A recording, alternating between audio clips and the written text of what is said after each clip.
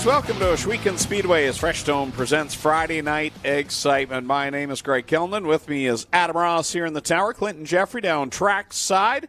And we'll have a special guest announcer tonight, Joe PLAZEK, joining us here in the tower as well. Ready to go racing, Adam, and the weather has been up and down all week long, but cars are on track. We're ready to go. We're ready to go indeed, Greg. The screen is up in victory lane, and boy, does it look good.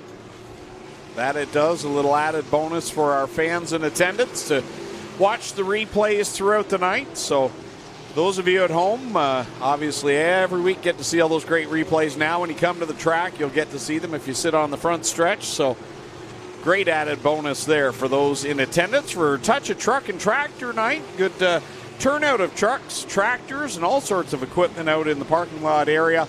Great crowd on hand tonight as well, all brought to you by PLAZEK Auto Recycler, BRAEMAR Building Systems, and Oakwood Transport. All four divisions on hand, and we got some special guests tonight, Greg. Because Ransomville Speedway rained out fairly early in the afternoon, the Empire Super Sprints were scheduled to race there tonight. We picked up a few drivers. Yeah, Matt Farnham's here tonight. Now, Matt comes here and there throughout the season on a regular Friday night, but Matt's here. Dylan Swernick's here. Alex Tarian is here, and Jordan Poirier is here tonight as well. So some out-of-towners getting a little taste of the racetrack before I'm sure some of them will be here for the Thunder on the Grand, and then also, of course, the Northern Sprint Car Nationals at the end of the year. So why not? If things are rained out across the border, why not pop up here and get some track time and a chance to race for $2,000 to win tonight? Racers want to race, Greg.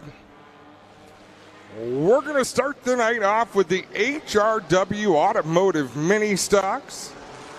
And the Hallnor Mechanical Qualifiers on the pole from South Buxton. The 20A is Aidan Maynard alongside. From Hamilton, the 81D is Crystal Souls. 79 is from Paris, it's Steve Miller. Starting fourth in the 7 from Troy, it's Matt Young. Fifth from Brantford, the 64E is Doug Erskine. Sixth out of St. Catharines, the 17R is Blair Roussel. Seventh from Caledonia, the 11, it's the Pinball, Mike Giberson. Eighth from Stratford, the 54 is Christopher French. Ninth from Hamilton, the X is Jeremy Cooper. Mike Sarantakos in the 6X, Mason Anderson in the 4A. Jeff Elsliger in the 11J, Wade Thorne in the 4, Graydon Lyons in the 32L, Dusty DeBoer in the 23, Fabio Oliveri in the 16, and Nathan Joyner in the 20J. Wow, just as you look up, Adam, look at the pack there. 4 wide down the backstretch. They're still going 4 wide off of corner number 4. Handicapping system in play tonight, so some work to be done by some of these drivers. Aidan Maynard out in front in that 20 machine, being chased down by Mason Anderson. That's the battle at the front of the pack. 10 cars transfer out of these qualifiers, so you've got to do a little bit of math to count back, and it looks like Doug Erskine might be in a little bit of trouble out there in that orange and blue 64. And not having a lot of speed on the bottom side as he's got a pack bearing down on him, including Mike Sarantakis and the pinball Mike Giberson. Meanwhile, at the front, it's Mason Anderson over Aidan Maynard. Matt Young in the Blue Street Contracting number 7 just took over that 10th spot. He has not had a warm welcome to dirt racing. He's had his troubles here in the first 2 nights of action, but he'd love to get locked in through the qualifiers. We're halfway through the Hallnor Mechanical Qualifier number 1. So Anderson's been able to pull away from Maynard now as Dusty DeBoer has got the 20 machine. He's battling for that second spot with Cooper right behind them in the X car. Then a gap back to that battle between Elsliger and the 4 of Wade Thorne. Yeah, that's a fairly spirited battle for a qualifier. I'm not sure if something happened to those two, but Thorne gets the spot. You've got a great bump on the front straightaway. I don't remember ever seeing that. Good battle back there between the 6X and Mike Sarantakos. He got a little bit of a push off of the corner from Blair Roussel, gathered it back up. Out in front, it's all Anderson over Dusty DeBoer, who's now cleared Maynard, and he's got Cooper still behind him. The battle right now is, Sarantaco's problems in corner 2. That opens the door for the 32 of Lions. We've got a battle for the final transfer spot heading under the white flag. Out in front, it is all Mason Anderson, but the battle for 10th rages on as Fabio Oliveri just took over that position. Off of corner 4 to the checkered flag. Mason Anderson's going to pick up the win. Second will go to Dusty DeBoer. Third is Jeremy Cooper. Fourth, Aiden Maynard. Fifth is Wade Thorne. Hits that bump. Then sixth to Elslager. Seventh to French.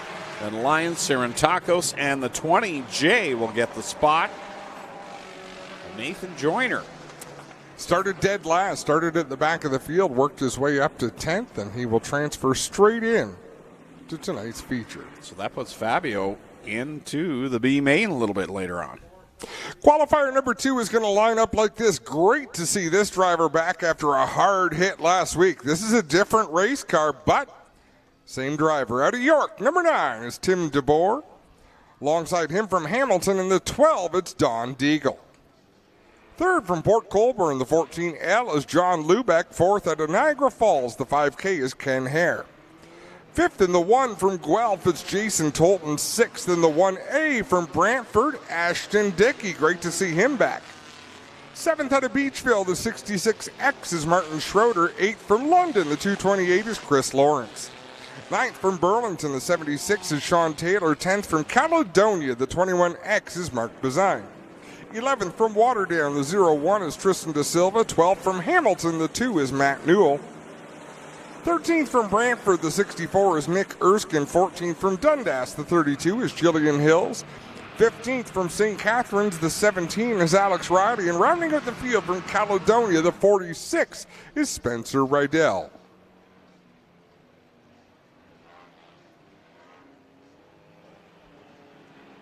Qualifier number 2 takes the green flag, brought to you by Halnor Mechanical, and Deagle with problems. That allows Ken Hare to jump out to the early lead. Tim DeBoer in that new ride after he had that hard hit on the backstretch 1 week ago.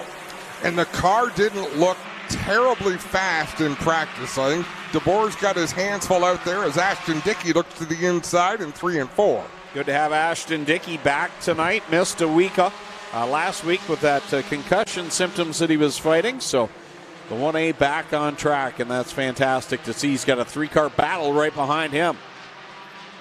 Yeah, he'll look to drive away from that race from 4th. Newell has picked up the 4th spot, but Lubeck not giving up down on the bottom of the 14L, and Mark Bazine super quick in the 21X. Alex Riley, 2 for 2 this year. He's got some work to do to come up through the pack. Right now, Tristan Da Silva has the 10th spot, but Nick Erskine and Alex Riley looking to make their way forward. A couple of the fastest cars all season long. On the outside looking in, if you make it into the top 10 in these qualifiers, you go back to your handicap position. So Alex Riley, should he finish in the top 10, will start 20th. Riley 3 wide right now as we watch the battle between Tim DeBoer, Matt Newell, and Ashton Dickey. Right behind them is Mark Bazine back here in 2024. He's had a handful so far in this qualifier. Out in front, Ken Hare with no company. They're side by side for second, and boy, was I wrong. I thought Tim DeBoer's car looked a little bit off in practice, but he's holding his own there with Newell in that battle for the second spot. Yeah, certainly been up there since the drop of the green flag as Tim DeBoer in that new ride for him. They're trailing Ken Hare right now, who has been solid so far to start the 2024 season. He's out in front over Matt Newell, and now Ashton Dickey works to the inside of the 9 as we've got Schroeder around up in corner 2, but we're going to stay green, I believe. Nope, caution. And the challenge there, I think Clint's got a track report for us here.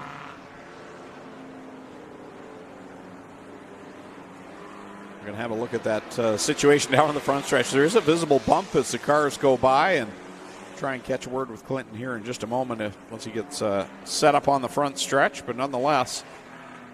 And they had to go yellow there, Greg. Spencer Rydell, there's only one car coming, but you can't have two cars pointed against each other on the racetrack. So good yellow by Dave Hunsinger.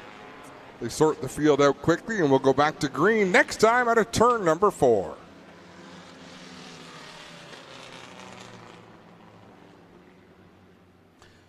So the champion not returning this year on a regular basis, Ryan Hiller, but both Ken Hare in that 5 machine and Alex Riley have joined the flock, and now they are going to be regulars competing for a championship, both in this qualifier.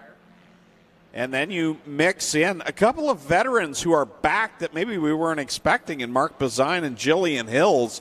The HRW Automotive Mini Stock Division really has had a resurgence this year. No, it really has. And it's always great to see people come back to it. Life gets in the way sometimes, and people choose to step away. Great to see them back, and Jillian Hills making a run into the top 5 on the outside in that blue and white 32. Newell on the outside of Hare as they come off a corner 4. Tight to the wall goes Newell.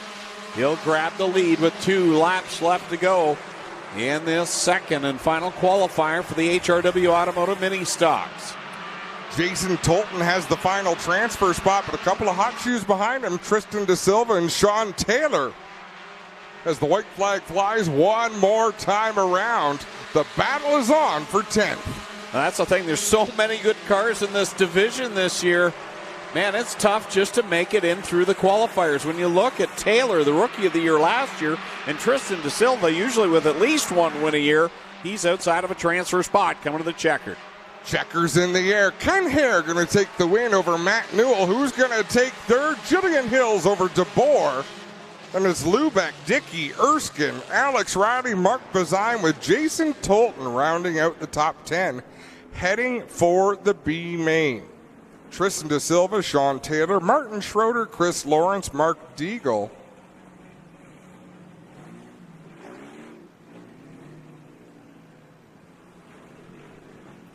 Cool Kids Ice and Water. Why is Mark Deagle on the scoring, but is Don Deagle on the list? So we'll go with Don Deagle. And a problem there for Mark Bazine. Fast car, but he was having a hard time keeping the rear end of that car under him. He was fighting loose conditions. Now we're going to send it trackside, Clinton Jeffrey. Yeah, you guys mentioned the bump here, and if you recall last week, we had an issue with the scoreboard lagging. So Ted, our technology director here, said, I want to redo the loop. So they did dig this up yesterday, guys. We were told in the driver's meeting, maybe a little bump here on the front straightaway till we work it in. But we had to do that to fix the timing loop that we had problems with last week, guys. So that's the story with the bump here on the front straightaway. The rest of our track report, things are looking really good. We have a lot of cool stuff going on here, but this track is going to be fast tonight. It's going to be really slick tonight for these guys as it goes down on the bottom. A lot of greasy, but man, it is going to be fast tonight. Hey, Clint, would you mind standing right where the loop is? Right here for the all 8 laps coming up? No. No. Just once. I just want to eyeball it. Yeah, sure. Right here, buddy. Are you past the flag stand or before or after the flag stand? Did you get paid yet, or are you going to get paid later? Listen, details. I just want to know where the timing loop is. Simple question. Right here, buddy. Right here. There you go. Thank you, Clinton. All right, qualifier number 1 brought to you by PLAZEK Auto Recycler, starting on the pole at Caister Center. In the 11 is Jamie Turner to the outside from Mount Bridges, the 45, Nick Sheridan. Row number 2 to the inside from Bimbrook, car number 9 is Liam Martin to his outside from Port Layton, New York, the 7C, Dylan Swiernick. Going out 5th out of Dunville, the 15, it's Ryan Turner. Starting in the 6th spot from Innerkip, the 84 is Mike Lichty. Starting in the 7th spot from Caledonia, the 10C is Cole McDonald. And going off 8th out of St. Mathieu de Beloeil, Quebec, it is the 28 of Jordan Poirier. Green flag off of corner 4.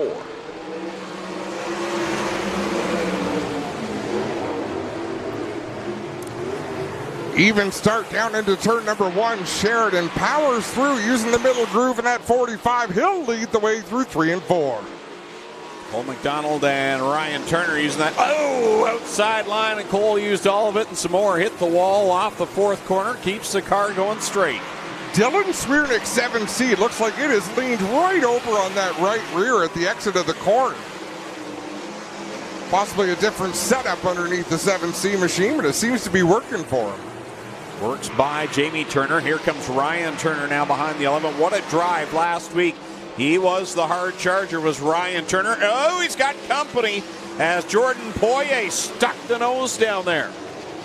Ryan Turner to the inside of his dad, Jamie Turner. He'll take that spot in turns 1 and 2. Jamie Turner, though, getting a great exit. Right now it's all Nick Sheridan out in front. Finished on the concrete 1 week ago, runner-up behind Dylan Westbrook. Here he is checking out on Dylan Swiernick. And this racetrack has a lot of bite in it. These drivers are within about half a second of the track record, turning 13.8s out there. Swiernick holding down that second spot. Then you've got Ryan Turner, Jordan Poirier, and Liam Martin has moved into the top 5. Jordan Poirier is just piling that car into the turns. Almost down on the flat on the very inside. That's how heavy the track is. There's no advantage to go up the banking towards the cushion because you can probably flat-foot it around the bottom. Final time through 3 and 4 for Nick Sheridan. Driver to Mount Bridges will pick up PLAZEK Auto Recycler Heat Race number 1 over Dylan Swiernick. Coming home in the third spot will be Ryan Turner. Then it's Jordan Poirier. Liam Martin. 6 will go to Michael Lichty. Then it's Jamie Turner and Cole McDonald completing the running order. So Heat 1 of 3 complete for the Cool Kids Ice and Water Core Pack Merchandising Sprint Cars. 24 cars in attendance now. So who are we missing, Greg? Well, Linton Jeffrey is not back this week. I do not see Travis Cunningham listed either. No Dale Curran, who was here last week. That's correct. What Thank about you, John Shelby. Burbridge? No John Burbridge either. So exciting that we have a bunch of visiting drivers, and hopefully we can look forward to some of the ones we just mentioned making it back. Wow, he even gets an escort. Look at that. I mean, you could do better than Mike Morris, but hey. All right, qualifier number 2 on the racetrack, starting on the pole in this one out of Tonawanda, New York, the 7NY. It's Matt Farnham. To the outside from over in corner number 2. It's the Ohsweken Flyer, Glenn Stires, car number 0. Lining up in the third spot from Victoriaville, Quebec. Car number 21 is Alex Therrien. And lining up fourth out of Frailton, the 12, Double D, Darren Dryden. Starting at fifth out of Ohsweken, the 68 is Aaron Turkey. Lining up in sixth out of Stevensville, the 71 is Mike Bowman. Starting in the 7th spot, back-to-back winners in the opening nights. D-Dubs, Dylan Westbrook in the 47X. And Eric Gledhill from Thamesford in car number 7. He'll start in the 8th spot. White flag being displayed here on PLAZEK Auto Recycler. Heat race number 2. 8 laps the distance. Glenn Stires last night running the midget car down, I believe it was in Pennsylvania. Doing a lot of racing again here in 2024. You name it, the boss is driving it. And this is a Glenn Stires type of track tonight, I think. A lot of speed. Let's see what the boss can do. As Matt Farnham will lead them down into corner number 1. Always fun when Matt Farnham comes to play as Darren Dryden makes a nice move on Dylan Westbrook. Wow, Dryden, Bowman, Westbrook, Eric Gledhill. This heat is stacked. Stires look low. Now he goes to the outside. He'll whip around the outside of Matt Farnham. Driver to Tonawanda, New York. Quickly made it through the ranks of the crate sprints and up to the 360s. And here he is back and forth with the Ohsweken Flyer. Throws a beautiful slider on Glenn. Glenn crossed him over nicely. And now they'll race side by side off the second turn down the back straightaway. Wheel to wheel through 3 and 4. Stires on the outside. Farnham drifts up the track just a little bit across the line. He'll lead the lap. Right behind them, it's Aaron Turkey. Darren Dryden They're going at it. Dryden to the inside. He'll take the third spot. Slick move by Darren Dryden down the inside. Still, that bottom groove seems to be the fast way around as we're halfway through this heat. Halfway home in heat race number 2, and now Darren Dryden trying to reel in the top 2. Steyer's drifting just a little bit back from Matt Farnham, your leader, as he comes across the line to complete lap 5. Farnham right around the bottom along the concrete on the inside. Glenn Steyers has ventured up the racetrack just a little bit, back to the bottom in 3 and 4, but Darren Dryden is the car on the move right now. What a qualifying heat. You've got Mike Bowman and Dylan Westbrook right now fighting for the 5th spot. These two, nonetheless, have been the best two in the last couple of years and still can't make their way through this qualifier. One more time around, Matt Farnham leads the way down the front stretch into turn 1. Glenn Steyers has fallen back about 15 car lengths, but solidly in that 2nd spot. Off at corner 4 to the checkered flag. Matt Farnham will pick up the win at PLAZEK Auto Recyclers heat race number 2 over Steyers, Dryden. And then it's going to be Turkey, Bowman, Westbrook, Gledhill, and Terrian. Like, what a heat. That was stacked. And it is our pleasure to welcome some dirt racing royalty up to the tower. Joe PLAZEK, welcome to the booth. Great to see you. And thanks for coming. Well, I think I got kind of fooled into this because Mike Morris told me that I was going on like the Stern Show and Kate Beckinsale was going to be the guest host. And then I came up here and seen you two guys. Well, thanks for being here, Joe. It's been fun catching up. Hey, you know what? We're going to have some fun, that's for sure. Absolutely. Yeah. The only challenge we've got, Joe, things happen really fast here. So we're going to have short conversations. Feel free to speak up when you see something that... Well, I'm sure we're going to have time as the night progresses to discuss some things. Good. Yeah. Talk over Adam all you want. I do regularly. Yeah, you know what? You guys are great entertainment. I usually... Saturday mornings is my GeForce Live. Because I can't stay up past 10 o'clock. That's why I had to bring the motor home tonight. Well, like if this goes to 11 o'clock tonight, you'll hear me snoring over here probably. Us too. Yeah, we're the same. We struggle. After 10 o'clock. You can feel the difference. Greg, tell us who's in heat race number 3. On the pole out of Beamsville, the 88H. That'll be Josh Hansen. To his outside from Scotland, the 87X. It's Sean Evans. Starting in 3rd from Cheektowaga, New York, the 94, it's Todd Hoddick. To his outside, the 17X from Tilsonburg, it's Corey Turner. Pulling off 5th out of Dunville, the 46 is Kevin Pauls. And to his outside from Beachville, car number 5, DJ Christie. Lining up in the back row from Hamilton, the 19D, that's Alan Downey. To his outside, going off 8th out of Ohsweken, the 77T of Tyler Powless. White flag. Carter Long, next time by, we'll go green flag racing in PLAZEK Auto Recyclers heat race number 3. Joe, I've got to admit, I grew up a modified racing fan in central New York, but now I love the sprint cars. Did you ever get a chance to wheel a sprint car? There's a good story there, actually. The ESS were pretty big when I was running the mods, and we were winning in the mods, and I had a couple of ESS guys come and say, hey, would you drive my car? And I mentioned to Susan, my wife Susan, and she said, you get in one of those things and we're all done. And now I'm rethinking it now. I should have took the sprint ride. but I mean. Life hacks from Joe PLAZEK. Follow me for more relationship tips. Green flag in the air, and they will scatter down the front stretch. Christie trying to find a line behind Hoddick. He'll have to get on the binders. That brings Powless to his outside. Corey Turner was fastest in practice a little earlier on. The track was somewhat heavier than it is now, but he's got a fast piece underneath him in that Lone Wolf 17X. Josh Hansen out in front. Sean Evans comes up off the bottom, but Turner couldn't do anything with him there in turn 2. Hansen out in front. He was fast last week in that J&E recovery. Julie Swayze Remax 88H just looking to cash in on a win. He led the opening laps in the main event, but then drifted a little bit back through the last half. Nonetheless, the 88H has been one to reckon with here in 2024. Holding a pretty wheel right now out in front. Sean Evans into that 2nd spot, and Evans 87X, it doesn't look like he's able to keep that car down on the bottom of the racetrack, but Corey Turner hasn't been able to close that gap either. So Hansen continuing to lead. The battle shaping up between the 87X of Sean Evans and Corey Turner riding in that third spot. Started the season off with a second place finish in that 17X, but then ended up on the hook 1 week ago. So Corey Turner looking for a rebound here tonight.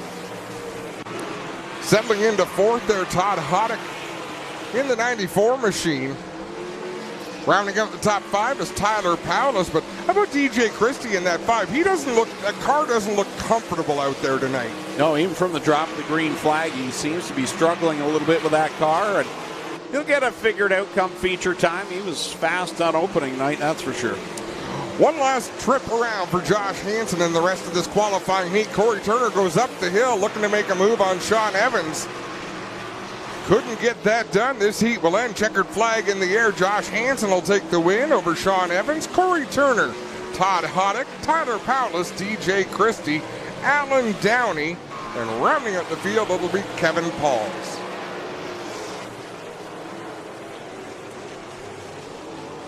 So that concludes qualifying for the Cool Kids Ice and Water Core Pack Merchandising Sprint Cars. 3 heats complete.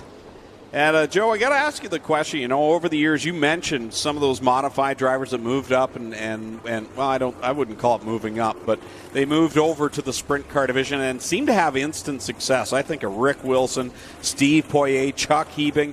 Now we're seeing it with guys like Mike Bowman, and that there seems to be a very short learning curve. What do you credit that to? Well, I think driving is driving, and I think Kyle Larson just proved that with the Indianapolis race. I mean, he's a phenom, and he proved it in that race as far as I'm concerned. Like, nobody realizes how much of a hurdle that is to, go where guys are the top of their division. They're the best guys going, and he could have won that race. I mean, without that penalty, it would have been interesting, right? So, I think that driving is driving, and the cream comes to the top. There's no, I don't care what the division is. Yeah. No, and that's a great point. PLAZEK Recycling Night, and on the pole of qualifier number 1 for the Middleport Mechanical Thunderstocks is Adam PLAZEK from Caister Center in the 41. Aiden Nye from Simcoe drives the 88. Kyle Andrus out of Hamilton in the 43. The 14 from Ohsweken is Lyle White. 24 from Ohsweken is Blake Bombury Jr. 427 out of Binbrook, it's Smokey Tim Phelan. Starting 7th from Thorold, the 11 is Go Fast Teeple. The 03 from Camfield is George Grossel. The 07 is Scott McPhail. The 13, Casey Huffman. 28, Jim Lampman. 55, Mike Thorne. And Brian General behind the wheel of the 69G. Hunsinger's bringing us these qualifiers for the Middleport Mechanical Thunderstocks, and it is Adam PLAZEK out in front. Had a great run going last week. Good to see, as he's had some struggles over the last couple of years, but at 41 strong right now as he's got a pack bearing down. There's a driver who's really paid his dues. Yeah. And unfortunately, opening night of last year probably paid more than his share of dues. That was a hard lick he suffered, but good to see him out in front of this one in the 41. Trying to stay ahead of Lyle White, who's looking pretty good tonight in that 14. Definitely got some speed. That car is for sale on top of that. So Lyle White's got it hooked up. Here comes Smokey Phelan. Tim back there in that 4th position, the 427. He's riding the high side. And another guy that's been quick this year and good to see is Mikey Bobby, Mike Thorne, consistently quick. Well, and he's been chasing that for a while in the 55 machine. Great to see it as he works into the top 3. Jim Lampman runs 4th now in the 28. How about Go Fast Teeple in the 11?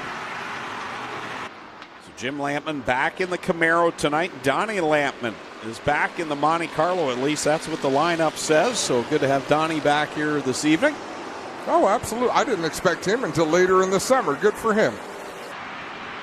Mike Thorne battling on the inside, that Burger Barn number 55, trying to take over the 2nd spot. Let's see if he can close in on Adam PLAZEK when he has the whole racetrack to work with. We're halfway through, 5 laps in, 5 laps remain. Top 10 again qualify through this stock car division as well into the A main. The rest will go to the B. So top 10, that's where you need to be to get into the show. And right now it's Blake Bombury back there in that Nitro 54, number 24. Holding off Scott McPhail, who's on the outside looking in. McPhail about 3 car lengths back off the back end of Bombury. Kyle Andrus doing a good job in the 43. Nice to see him in a transfer spot. Now Bomberry looking to the inside of him down the backstretch. 7 on the board now. 3 laps left to settle this one. Brought to you by Hunsingers for the Middleport Mechanical Thunderstocks. Lampman and Thorne. Thorne's got a good run off of corner number 2, heading down the backstretch into 3. They made some contact last lap out of turn 4.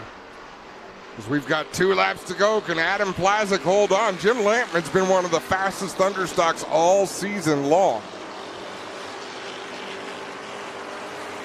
Adam PLAZEK running that bottom groove in the 41. You'll see the white flag one more time around. Can he hold off the charge of Lampman? I'll tell you, if Mike Thorne starts to battle for second, that'd be a great thing for PLAZEK. White flag for the leader. Meanwhile, Kyle Andrus got bottled up racing with Blake Bomberry. He is the 10th place car, but that fight with Bomberry, that allowed McPhail to catch him. So right now, Andrus trying to hold off the 07 for one more lap. Out in front, can he do it? Adam PLAZEK going to take the heat race win. Lampman second, Mike Thorne third. Lyle White fourth with Go Fast Steeple fifth. Tim Phelan, Casey Huffman. Blake Bomberry 8-9 with Kyle Andrus finishing 10th. Joe, this works out fairly well for us here. How big a deal? I don't want to say it's only a heat race, but a checkered flag is a checkered flag. And when you've had some struggles, how good does that feel for a driver like Adam PLAZEK to shake that off? I thought last week was the best race I've seen him run yet. And, you know, whether they found something or not, it looks like it maybe is repeating this week. So hopefully good things for the main. I mean, I think from what I've seen, his car always works better when the track's got some bite. Bite's not going to go away tonight. I think it's going to be fast all night. I think you're probably right. How important is confidence, though? Oh, you know what? Seat time is seat time, and if you're doing well, it seems to always fall your way. And if you're struggling, struggles just seem to add up, right? It's been there, done that. Right on. Qualifier number 2, Kyle Wirt is on the pole in the 19 from Ancaster. Travis Whittle in the 17W is from Tilbury. The 37 from Harley is Rob Hoskins. From Hagersville, the 93K is Mike Klazinga. Starting 5th from Hagersville, the 49 is Dave Bailey. 6th in the 108 from Port Robinson is Zach Bleach. 7th from Hagersville, the 23 is Trevor DeBoer. 8th from Hagersville, the 8 is Ryan Dinning. 9th out of Burlington, the 97 is Ron Logie. 10th is Ryan Beagle in the 84 RK. Welcome back to Donnie Lampman in the 28D, and rounding out the field is Steve Shaw Sr. from Merlin in the 96. 4 wide off that second corner. Logie working the bottom side right now on Zach Bleach as they work it off of corner number 4. It's Kyle Wirt, and it's Travis Whittle. Logie grabs the second spot at the line. He's second place in points coming into tonight. He's had a great start to the season. He really has. Dave Bailey aggressive in the early going in this one. He's worked his way up to the 4th spot. Ryan Beagle, who has won both feature events so far at this racetrack, still outside of a transfer. And he said last week in Victory Lane he was looking forward to the challenge of working through the field. And right now he's got to just work to get into the A main. He's on the outside looking in. Ron Logie has caught Kyle Wirt at the front. Wirt down on the bottom of the racetrack. Does Logie have anything in that 97 to go to the outside and work over the race leader? Dave Bailey has picked up the 3rd spot in the 49. Logie right there on that back bumper of Kyle Wirt. Had to let up a little bit in corner number 2. Had a head of steam there. As they work off the corner another time. Wirt continuing to lead over Logie, Bailey, Bleach, and Dinning. Mike Klazinga in that 93K. He's been pretty racy. We've got a battle for the lead. Logie to the inside of Wirt down the backstretch. He'll outpull him into turn number 3. They'll go side by side through 3 and 4. Halfway home this time by, and the Hunsingers qualifier number 2 for the Middleport Mechanical Thunderstocks. Give Logie the lead, but Wirt will fight back on the bottom side. Bailey, meanwhile, as he watches this, begins to reel both of them in. Yeah, Dave Bailey is looking for success this season in that 49 machine. I wouldn't say he's behind the 8 ball, but he's got some ground to make up on Beagle in the 84. Well, Ryan Beagle in the first 2 weeks without the handicapping started up front in both races, walked away and got the wins, and he did what he needed to do. He got max points in those 2 non-handicapped races. In fact, he's got a 20-point lead over second place. The gap from second to 10th is only 19. That's how many points he gained in those first 2 weeks. It was a good couple of weeks for sure, as Trevor DeBoer in that 23 just slid right across the nose of Zach Bleach. Bleach in the 108 drives to the inside down in turn 3. 2 laps left to go for Ron Logie over Kyle Wirt. Great battle right now with Trevor DeBoer, Zach Bleach, and Ryan Beagle as they work through corners 1 and 2. Bleach has shown some speed here early on in the season. Trouble for Donnie Lampman in the 28 machine. He'll peel off into the pits as the white flag is out. 1 more lap to go in this one, and Ron Logie is driving away from the field. Final time off of corner number 2 and down the back stretch. As I mentioned, he's right now second place in the standings after 2 weeks of competition. He's going to pick up the heat race win brought to you by Hunsikers. Ron Logie gets the win over Kyle Wirt. Then it's Dave Bailey, Ryan Dinning. Trevor DeBoer will cross the line in 5th. And it's Zach Bleach, Ryan Beagle in the 7th spot. 8th, Steve Shaw Sr. Mike Klazinga in 9th. And Rob Hoskins will complete the top 10. So those drivers all... Well, everyone's going to move on. Everyone's going to move on. I keep forgetting 28. I'll get there. It's only week 3. Well, yeah, you will. You're a little slow. I'm just still in a fog because the apple fritter truck isn't here tonight. That's despair. It's not fog. Joe, Greg mentioned about modified drivers going to sprint cars with some success. We've seen the same thing in late models with Tim McCready, Tim Fuller, now Max McLaughlin. Are modifieds that hard to drive that the transition to something else is easier, or are they just elite drivers so they were going to figure it out anyhow? Like I said, I think drivers are drivers, and the dirt modifieds are a bit of a different animal because you sit over, just like a sprint car, you sit over the drive line.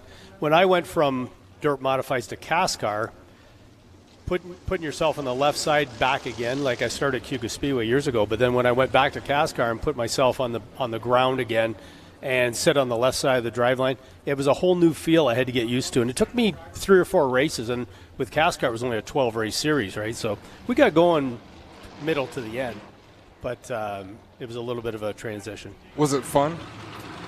Not as much fun as dirt racing. Right. Yeah. And, you always looked impressive.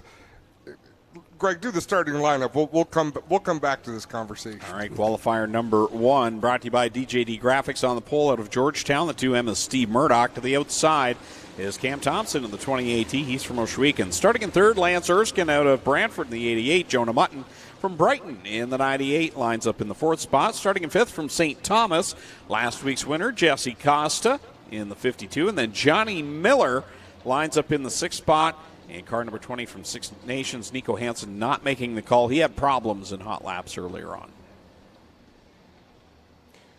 I'm trying to figure out how we have less cars even scheduled to go in the first heat than the rest, but there's a reason for everything as green flag flies and we are underway. Steve Murdoch with the lead. He sort of moved up on Cam Thompson. Lance Erskine thought about making it 3 wide to the inside. Tucks back in line. Lance Erskine running there in that 3rd spot. Boy, he's been impressive here early on in this season, showing that he's going to be one that's regularly up in that top 5, top 10 come feature time. This heat race is multiple stories out there. Steve Murdoch has had a great start to his season, as has Lance Erskine, as has Jesse Costa. I don't know if things that could have gone much worse for Johnny Miller in that 20 machine so far this year. Didn't make it to the green flag last week, I think, in his heat. That's what I was going to say. It's just a good thing that he's out here in this qualifier tonight. That's a win for him at this point. The struggles he's had over the first couple of weeks in that 20 machine. Murdoch out in front, stretching that gap. Cam Thompson doing a nice job battling with Jesse Costa. They race side by side into 3. Halfway home in qualifier number 1, heat race number 1.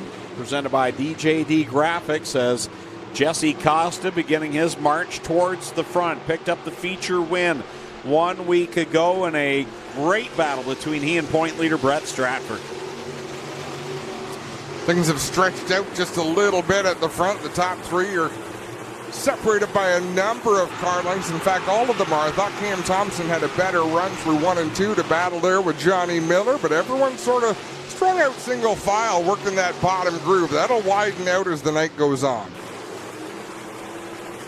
Steve Murdoch out in front, and from the moment that he picked up that feature win finally last year, he has had that confidence that we've talked about. He was a bridesmaid so many times, and then once he got that monkey off his back, this is what we've seen. Out front, winning heats, looking dominant, and here he is with another checkered flag. Murdoch going to take the win over Lance Erskine. Jesse Costa third. Johnny Miller fourth. Cam Thompson fifth. And then Jonah Mutton finishing sixth. Joe, a 12-race schedule that you run in CASCAR, you would do that in a 2 to 3 week stretch with the modified come July or August. I think our record was 18 races in 21 nights. That's and that was, you pray for a rain out, which sounds odd from a racer, but you pray for a rain out just so you can go relax. No, I can believe that.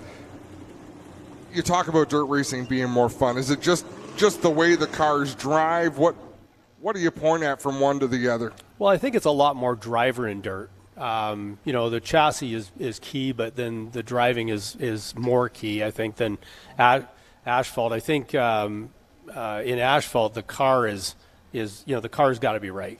Not any easier, but just the car's got to be more spot on, I think, than in dirt. Danny Johnson was one that could manhandle a bad car and beat you with it. It doesn't happen much in asphalt. That's a good point. Well, guys, if I can jump in quick, K-Side's track report down here in turn one, man, it is gnarly. The weather has given us a lot of grief, and you can see there's a lot of chunks here for these drivers to deal with. A lot of big grooves here. They're going to have to navigate this, and we'll do our best to smooth it out throughout the night with the Power Hero, but through the course of the heats, there's not much really we can do. Not really any great lanes. The best lane, guys, it's still gnarly, and down here, the very bottom is where you can make it work if you can hit it and keep it smooth. Lots of bite down here. We will have to do something to chop this and pack this in intermission, though, guys. We will be working on turn one, you can bet. And if you didn't know what happened to me, I drove over the start cone. It got all wrapped around the axle, so I had to crawl under the buggy and get it out, and here we are, nice and dirty on a muddy Friday night. If I know one thing about Clinton Jeffrey, it's don't make fun of his appearance. And I'm sitting here pointing Smiling. at the monitor, Greg, laughing like he looks like Pigpen. That's exactly what I was There's no way around it, guys. Have at it. It's not as much fun when we have your permission. Oh, exactly. I'm just glad you didn't see me rolling in the mud behind Victory Lane for 20 minutes, as they're calling me on the radio. Welcome, Joe. It's good to have you as well. Thanks. Qualifier number 2 on the racetrack for the Strickland Brantford Chevrolet Crate Sprint Car Division, brought to you by DJD Graphics. On the pole out of Wayne Fleet, the 72 is Tanner Podwinski. To the outside from Rockwood, the 74 is Rob Neely. Lining up third from Rockwood as well, the 94, it's Ryan Fraser, and Tyler Willard from St. Catharines in the 777A starts in fourth. Fifth, he's been impressive in the early going here, Brent Bigelow from Thorold in the 71. To his outside, Cam McKinnon from Wayne Fleet, the 85C, starts sixth. Going off in the 7th spot from Ohsweken, good to have him back finally. In the 99 is Joshua Hill. And Brennan Hagar of Welland in the 11W rolls off in the 8th spot. And Brennan would like to say hi to his grandparents tonight.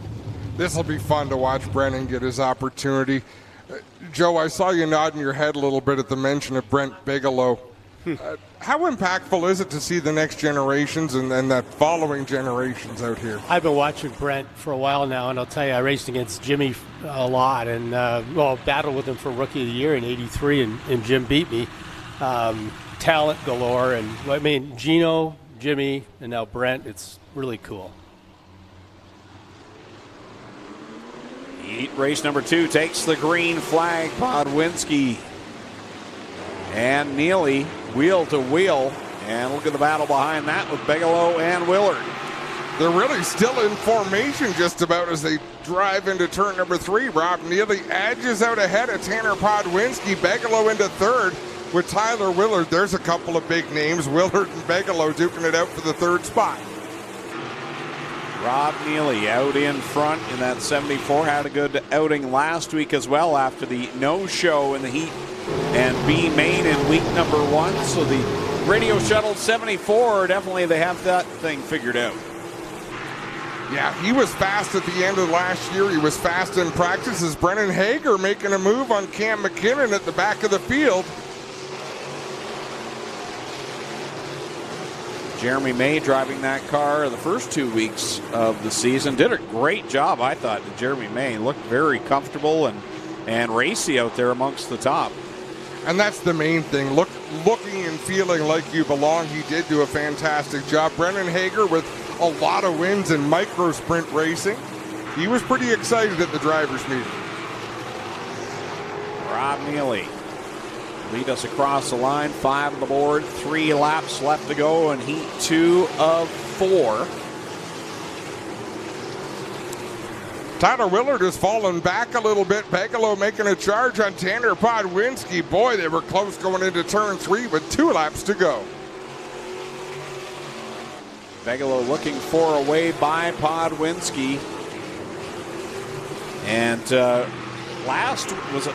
was last week where he got tangled up there and said, I'm done. Did Tanner Podwinski.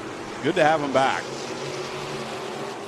Some nights can be pretty frustrating out there, that's for sure, as Rob Neely charges down the backstretch for the final time in that 74 machine. He'll see the checkered flag in the air. He's going to win this one. Podwinski comes home second, Bigelow third. Coming home fourth is Tyler Willard, then Joshua Hill. Cam McKinnon and Brennan Hagar doing a nice job to bring it home. I think Hagar might have slapped the wall off of turn 4 there on that final lap. If he didn't, he came close enough to scare himself.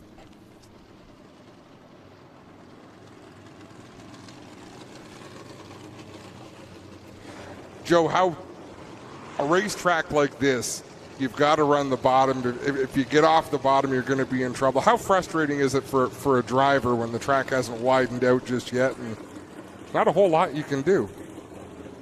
Pretty much got to run where the fast lane is. I'm watching these guys right here, they're less power, and I think they should be, trying to move up a bit and try to carry a little more momentum. I mean, it's cool to get down there in the real groove, but when you haven't got the horsepower, you want to keep the momentum up, and that's what I was, I'm thinking. Just move up a little bit. But you know what? It is what it is, and I realize these guys it's a stepping stone, right? So for sure. Yeah. The nice thing is, you're absolutely right, it's a stepping stone, but we do have some elite caliber drivers, and it really does a great service to some of the younger up-and-comers to be able to race with drivers like a Mac DeMann, a Jesse Casa that have been at it for a while, and they really show you the right way to go about things. Sometimes it hurts too, right? Like it's like the Infinity guys that, the NASCAR guys come back and run with them, and I don't know. You know what? I did it with 358s. I went, on the mile, I went back and ran 358. But was that a step backwards, Joe? It was tougher. It's tough to run a low horsepower, especially when the mile was big. I mean, it was hard to run low horsepower on the mile, especially when you were running a second and a half faster with the big block, and then you had to step back. Right? Yeah. I have to say hello to Mom and Dad watching tonight. Awesome. And all the PLAZEK employees here that came out for PLAZEK Auto Recyclers Night. Most importantly, thank you for supporting the night, Joe. We appreciate it. Well, it's amazing what you'll do for buddies.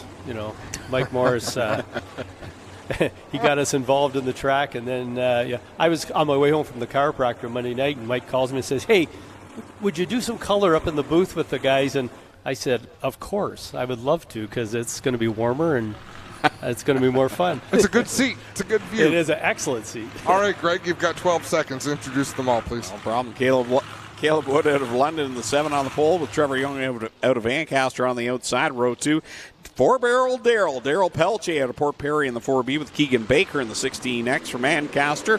Row 3 is Brian Anacoke in the 9C, and Larry Gledhill in the 14 from Thamesford.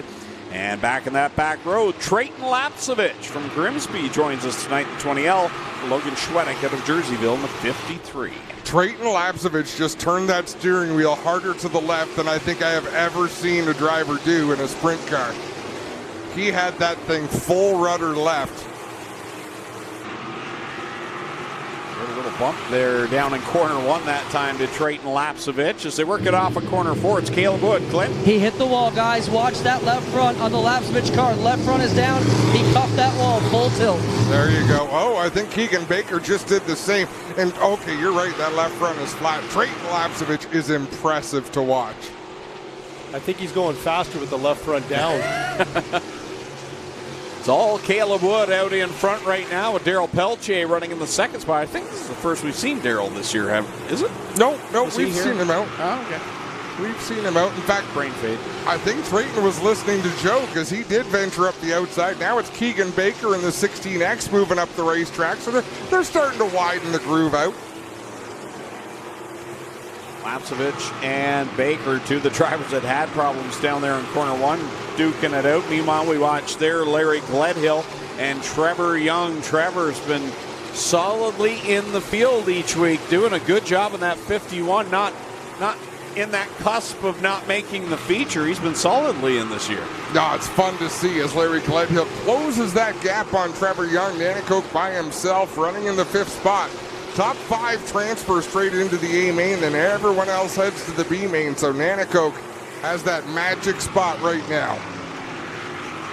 And all Caleb Wood, and he sees the white flag here in DJD Graphics Heat Race number 3 of 4. Right behind him, 4-barrel Daryl is hanging on to that second spot, looking racy. Checkered flag in the air. Caleb Wood gonna bring it home for the win. 4-barrel Daryl finishes second. Trevor Young going to come home third. Fourth to Larry Gledhill. Brian Nanacoke locks in. Then headed to the B main, Keegan Baker, Trayton Lapsevich, and Logan Schwedick.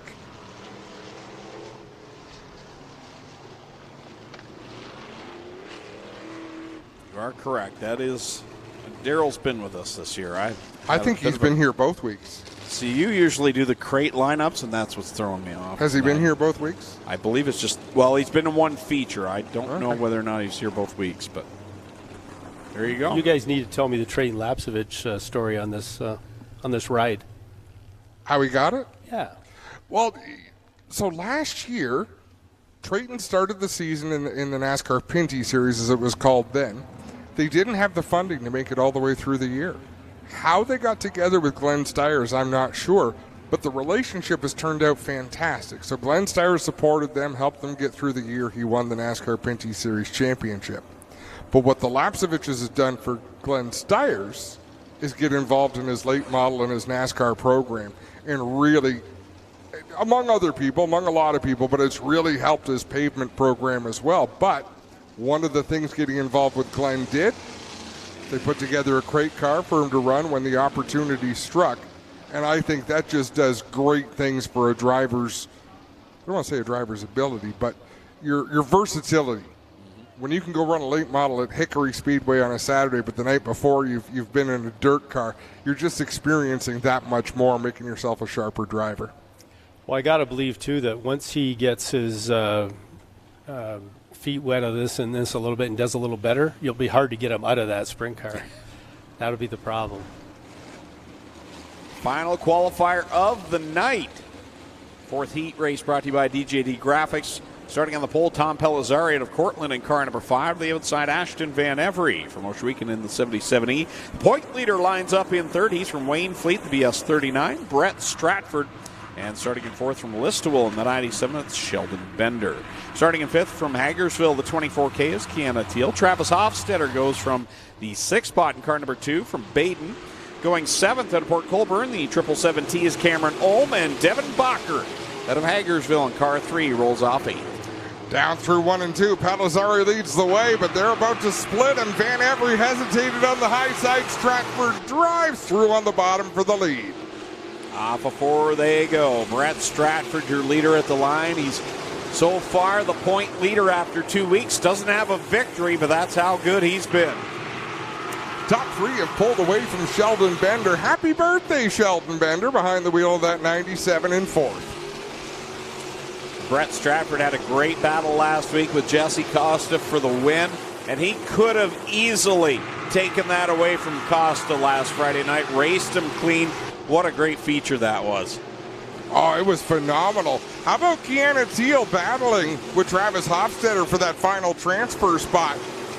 She lost a bit of ground in turn number 2 the last time by, but she's doing a good job in that 24 machine.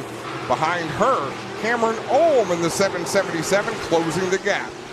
Cameron coming up from the karting ranks as well, a regular over there on Thursday nights in the micro sprint track. Unfortunately, their season opener rained out last night, but try and get back at it next Thursday night, 7 o'clock. And that will be live on G-Force. I heard that. That's phenomenal.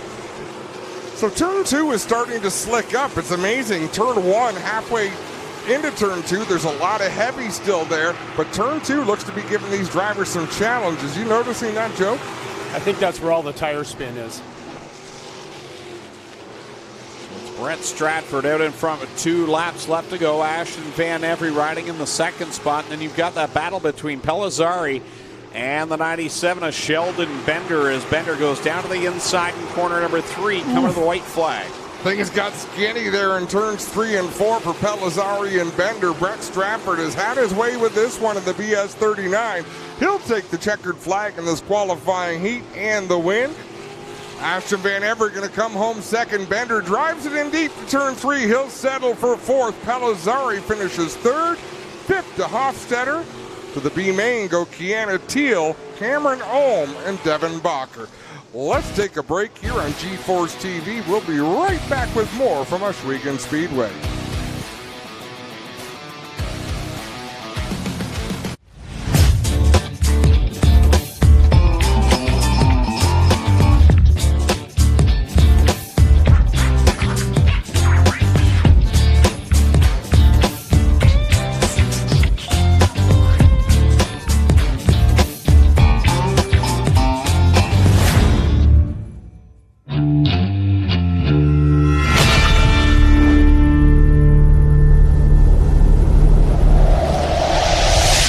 Are you looking to sell or fix your car?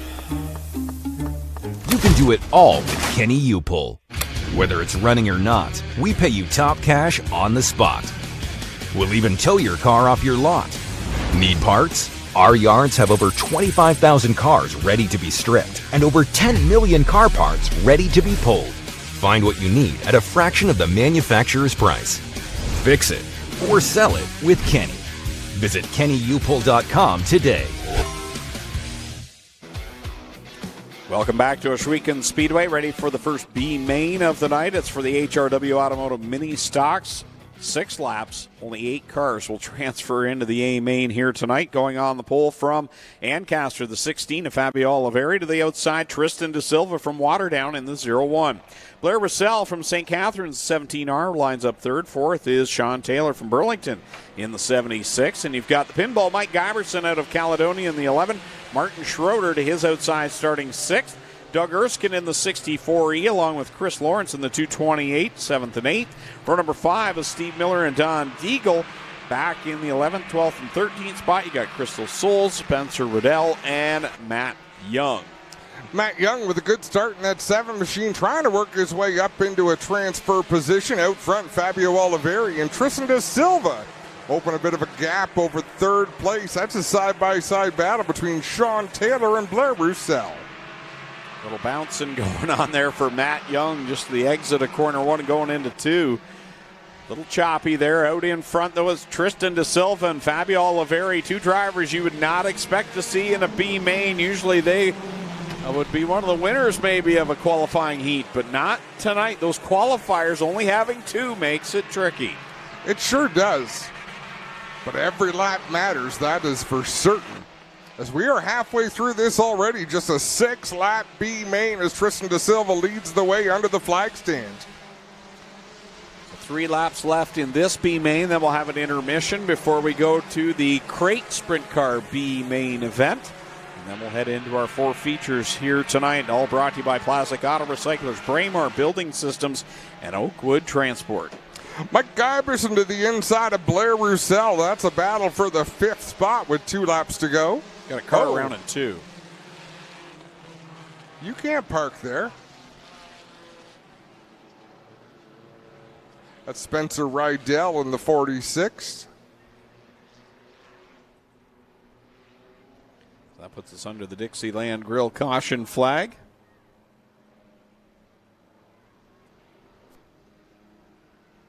2 laps left to go here in this last chance qualifier.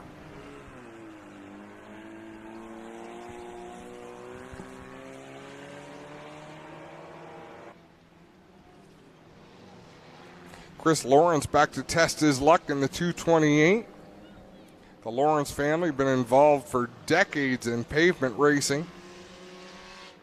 Things didn't go his way. He was out here for opening night, didn't make the second week, but he didn't make the show on opening night. They had mechanical gremlins. Dave Hunsinger says the lineup is good. We'll double up the field. We're going to have one of our, is it the first opportunity at the Cargo Ease restart zone? It's got to be one of the first few. Have a look at that spin there up in corner number 2. Put us under the caution flag. You know, if someone didn't know any better, they wouldn't think we actually watched the races. Like, have we had it? I don't know. We're honest, at least. You know what? You know how if you don't listen, it's in one ear and out the other? With us, it's in our eyes, out our mouths, and it's gone. Never happened. True. Professional to the end. All right, here we go. Through the Cargo Ease restart zone. Fabio Oliveri, Tristan De Silva, you got Sean Taylor and Martin Schroeder right behind them. Down into 1 and 2, De Silva to the outside. Fabio Oliveri down low. Problems for Sean Taylor. Oh, Sean Taylor goes from being in the show to being out of the show. That'll be opportunity for somebody, but who is it? Final time around for Tristan De Silva holding on to the lead here. How about Chris Lawrence? Wow. That both left side tires are off of that car, one with wheel and one without.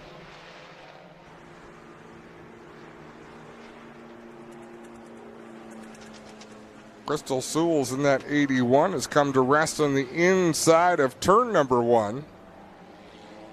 And I didn't see that, Greg, but I felt it. So safety crew is going to go to work down there. Joe, what was your hardest hit?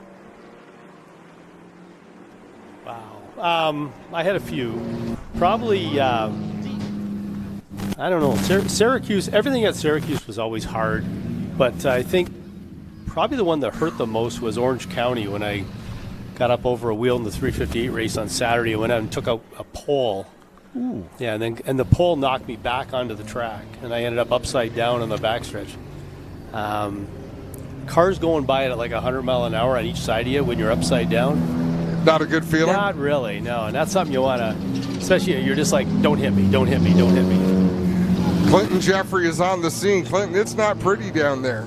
Well, Adam, first time I've ever saw a car shed 2 tires. Now, for Crystal Souls, her big sponsor is Mountain Tires, so they can get this one fixed up. But, yeah, very strange, guys, and it's just a product of running very light air pressure, I think, ripped the rims right off when you got sideways, and you got this tacky dirt. It is very sticky here, and it just ripped the side right off. So with both left sides gone, they're going to bring in the flatbed here from J&E Towing to help Crystal get out.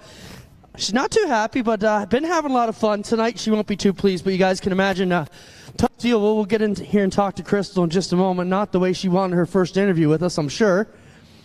No, she was battling in a transfer spot. Crystal, you okay, darling? Yep.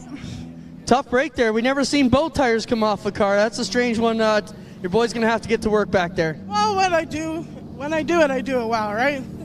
Might as well. Good job. Good to see you smile. Like I said, she's got Mountain Tire on it, so the boys down there will get her fixed up right away. And our first look at our new flatbed. Look at this, Jack. J&E Towing coming to join the towing crew this year, and we're happy to have them here to help us get this going on. So race fans, check out that replay. Let's see if the truck can do that again. Either of the views that we had, you can see it on the screen down at the just ahead of Slack Lumber Victory Lane. You can see why both left side tires came off the bead, came right off the wheels. Crystal Souls was pushed sideways for probably a good 30 feet. 10, yeah, give or take. Like, kudos to Abby for being on the ball to see that happen and make the turn to follow it. What else does he have to look at? If you were trying to dismount those tires, Yeah, they wouldn't come off that easy, exactly. let me tell you. I've done a couple. the safety protocols were not followed in the dismounting of those tires.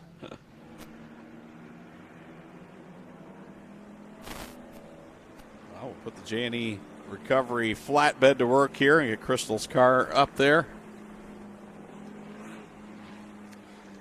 Yeah, it's not one we want to use, but good to have when it's here. And again, Crystal Souls was having a good run there. And that could have ended a whole lot worse as well. Well, the cars started to bounce a little bit. You never know how they're going to land, especially when the rubber comes off the tires like it did. Yeah. Those wheels can dig in and just send a car barrel rolling. So thankfully it did not. Come on, we're live. We're live on camera. Clint, slip in the mud. Oh, thanks, Clint. Good job. This is when bead locks are a safety item. So, Joe, explain what a bead lock is. Our sprint cars would run them, but not so much. Yeah, it's in the low budget classes, of course, bead locks are usually frowned upon, but the bead lock sandwiches the bead between a ridge and an outer ring. So what you'll do is you'll put like a bunch of 1/4-inch bolts around and tighten them up and sandwich that bead, so that kind of thing would not have happened. So the bead of the tire where it marries to the rim. To the outside edge, they clamp that in so you can slide sideways without running the risk of. Yes, and what happens is when you start running lower air pressure on a wheel like that, that's exactly what happens. Well, guys, we'll take a look at a bead lock when we get to Victory Lane a bit later. We can show the fans at home what that is. Joe, we actually allowed on the Thunder stocks, they are allowed right rear bead locks only. So we do allow it on the right rears of the Thunder stocks, not here on the entry-level minis, though. So tough night for Crystal Souls. One driver in the mini stocks who had a tough season last year was Fabio Oliveri. We had a chance to talk to him in the offseason. Let's see what he had to say about his tough luck.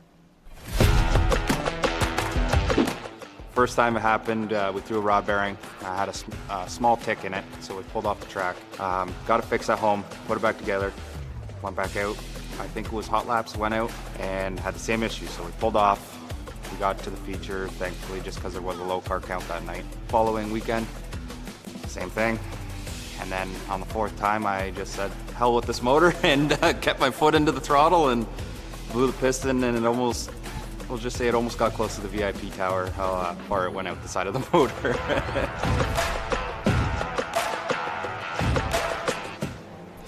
I'm going to brag on our team a little bit, Joe, but what do you think about a weekly racetrack with features like that? That's pretty cool. I mean, I really like G-Force Live. I mean, it's like I said, I like to retire early at night. So Saturday morning's perfect with a coffee. Nobody in the house yet because everybody's sleeping. I get to put it on and sit back and really observe what's going on. And I'm beside myself with with what's happened here. I mean, I haven't been here. Dad lent Glenn a grader. Oh, sorry, we're going to go grader. No, we're good. Well, okay. Dad lent Glenn a grader years ago. I mean, when Glenn was just getting going. So the deal was you got to have Joe come and race at least once at my track. Well, I did race once here in like 99 or 2000, somewhere around there. Yep. And but I haven't been back since, and just to look around here is amazing. There's been a couple of changes since then. Yeah, I think a few, yeah. White flag out, final time here in this B-Main. Last chance to get into the dance tonight. And right now, Don Deagle holds down that final transfer spot. Blair Roussel wants it. They're side by side off of turn 2 at the front of this one. Tristan De Silva leads the wake, and Oliveri mounted challenge. Checkered flag is out. Off the corner they come. De Silva's going to pick up the win over Oliveri. Then it's Schroeder, Lawrence, Guyberson, Riddell after the spin earlier on. Young, Roussel, those that transfer. So Deagle, Erskine, and Miller will be done for the night. We'll take a break here and be back. We've got another B-Main yet to come after intermission on Ohsweken Speedway.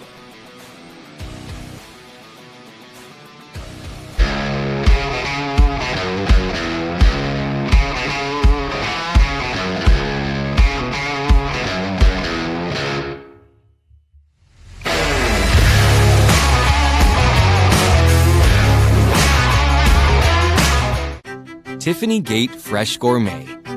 Our savory pasta sides can be prepared any way you like. Serve warm or chilled, as a main or as a side. Tiffany Gate Fresh Gourmet. Create your way to great taste. So my parents were blessed with 4 daughters, and we were all my dad's #1 farm hand. And I can't really think of any of those chores that didn't involve a red tractor. One of the more special ones on the farm was a 1954 Farmall Super MTA that my great-grandfather actually bought brand new. That's still on the farm today, 4 generations later. My dad really liked that Super MTA. They only made them in 1954, so he actually picked up a second one in the late 80s. Since my dad's passing, my sisters and I coordinate Jim's annual tractor ride. We hold it every Labor Day weekend, and we just spend the afternoon driving around the countryside with, of course, my dad's Super MTA leading the way. It means a lot. And so the fact that we have my dad's MTA and that we're still, keeping it and using it every year, multiple occasions, is really special. We sure wish he was here with us, but we feel him every day. My name is Holly, and I grew up with a Farmall Super MTA.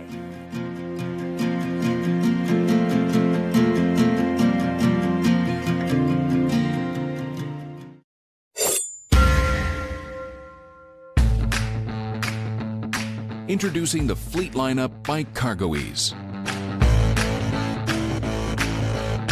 Our commercial and Titan Series slide come with weight capacities of 1,500 to 3,000 pounds and features HDPE Ultra Ply Deck, a 1/4-inch rubber mat, 8-inch aluminum side rails, a patented spring release T-handle, and L-hook fasteners. This is the CargoEase Fleet Lineup. Tiffany Gate Fresh Gourmet. Our savory potato sides can be prepared any way you like. Serve warm or chilled, as a main or as a side. Tiffany Gate Fresh Gourmet. Create your way to great taste.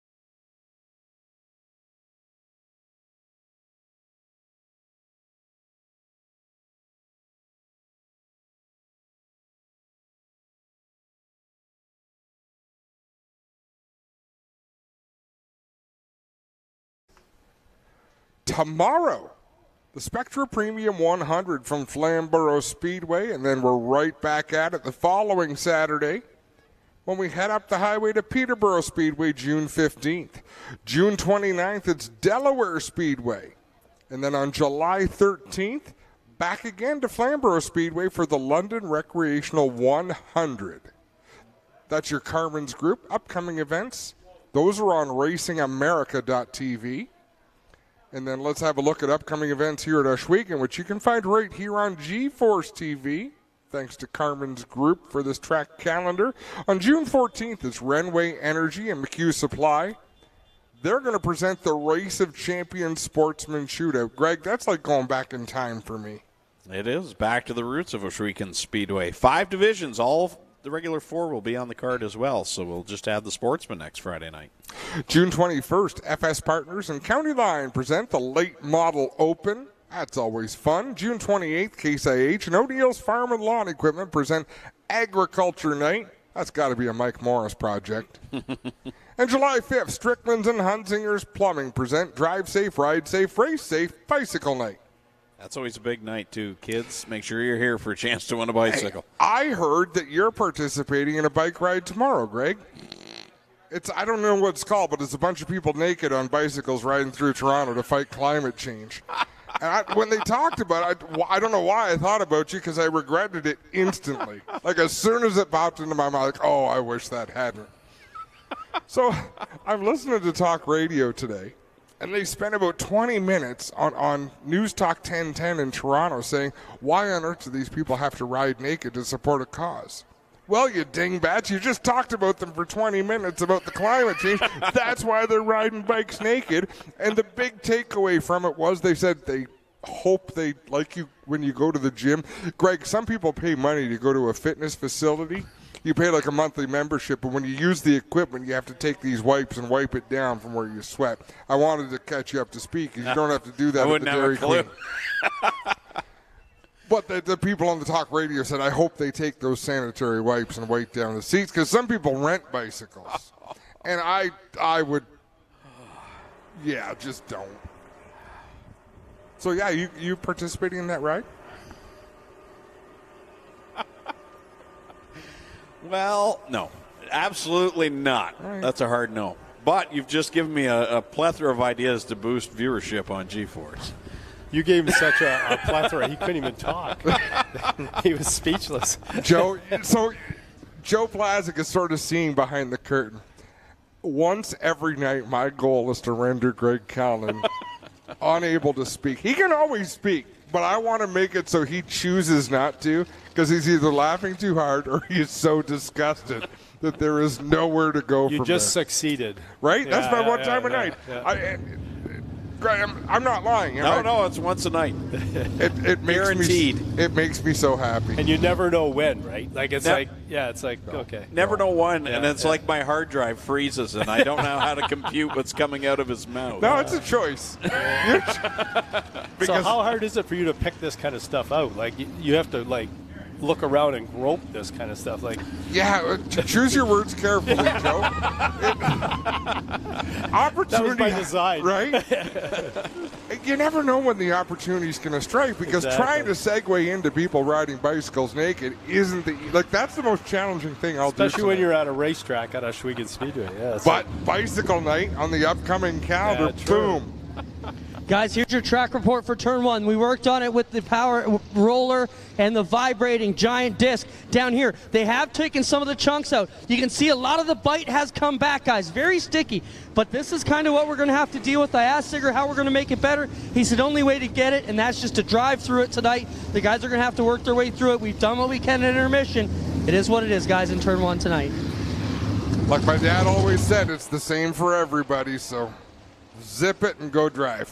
Clint looks like he's been through a war down there. Like you've never seen Jerry punch that dirty, It's, man, putting in the work. The problem is with that is you can't set up for that, because that's like 2 setups, right? And you'll see the cars as the night goes on fly through one, and then you'll think, why is he, coming off so slow?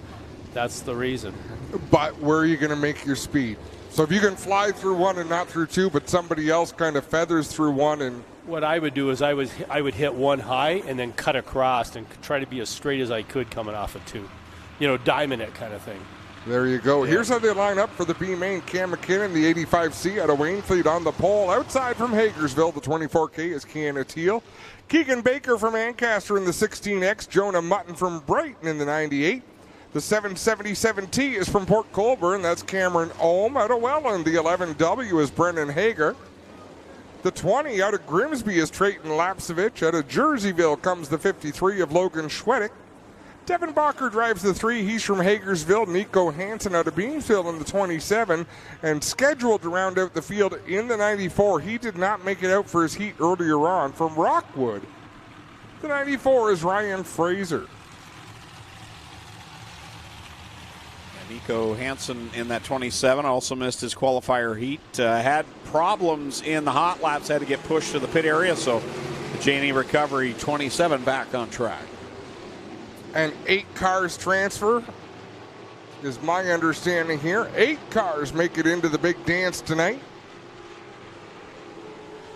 Cam McKinnon out in front over Keegan Baker, Jonah Mutton. Jonah looking for a good run this week. He makes the long haul from Brighton as we see Nico Hansen pull into the infield. But Jonah makes the long haul from Brighton each week. And so far his first 2 weeks have been a little bit sour. Had to go home early a week ago, and now he's up there in a transfer spot looking racy. And the battle is on for the 8th spot. Right now, Brennan Hager has it in the 11 machine, but he's under attack by Logan Schwedick in the 53, and Schwedick might have a problem. He's down close to the wall there, trying to make some hay, but yeah, he definitely doesn't look as up to speed as he needs to be at this point. As Brennan Hagar now feeling some pressure from Devin Bacher.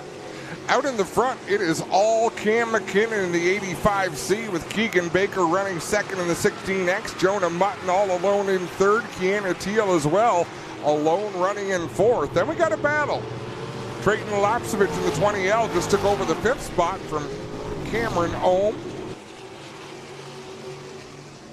Watching the battle right now for the final transfer spot. Hager has it. Bacher is right there in the 3. That's Devin Bacher. And Hagar, just like Joe talked to us about a minute ago, watch Brennan Hager when he gets into turn number 2. He's doing a great job all the way around the track, but he's really having to find himself once he gets to turn 2. He's trying to keep the car down the track, get it as straight as he can. You can see that young man's really having to work for it. Cam McKinnon remains out in front over Keegan Baker, Jonah Mutton, Kiana Teal having a good run inside the transfer spot. Trayton Lapsevich 5th, and it's Cameron Ohm, Ryan Fraser, and Brennan Hagar right now the transfer cars.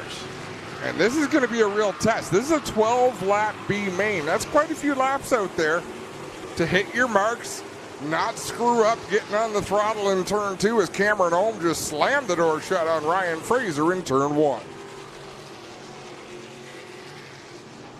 Kiana Teal out there following Trayton Lapsevich, who just passed her for position. Good battle behind that, as you mentioned. Ryan Fraser, Cameron Ohm, the 77, the 777T rather, and the 94. And that final transfer spot, that's eaten up. 2 laps to go. You can see Devin Bacher pitch that car into turn number 3, trying to get a drive off on the bottom. He's got a nose to the inside of Hager. Hager left him a bit of room and then closed the door. White flag for the leader.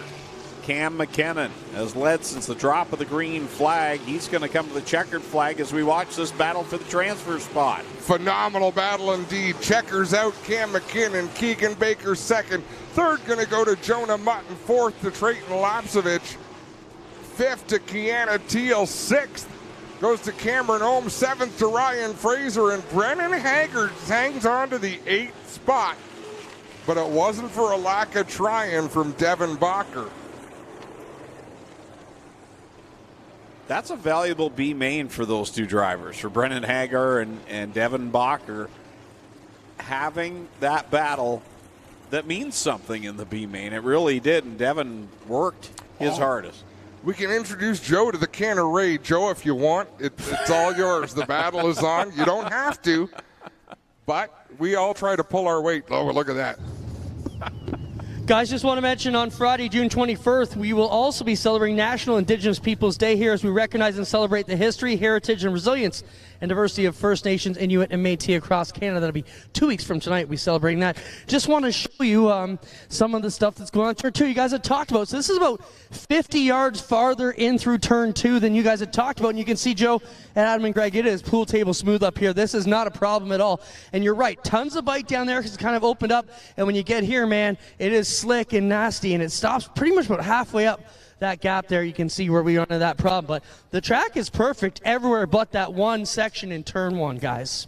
Clint, can you take some of the mud off your suit and fill in that groove that's dragged through Turn 2? No, for what Mother Nature dishes to us, it is very challenging to prepare a dirt track in these situations. So Zigger needs to be commended. And Clinton, I think you had some follow-up down there, if I'm not mistaken. I just was asked by Chantel to get a birthday out. Bella Aaron Smith, 17th birthday today. So thank you for coming here, Bella. But yeah, guys, it is. The track is beautiful all the way up to the top. If you can navigate that one about 60-yard plot, away from that, we are good to go. And, you know, that's got to be tough, like Joe said. Everywhere else has got it where you need it, and that one, you just got to kind of gut it up and get through it somehow.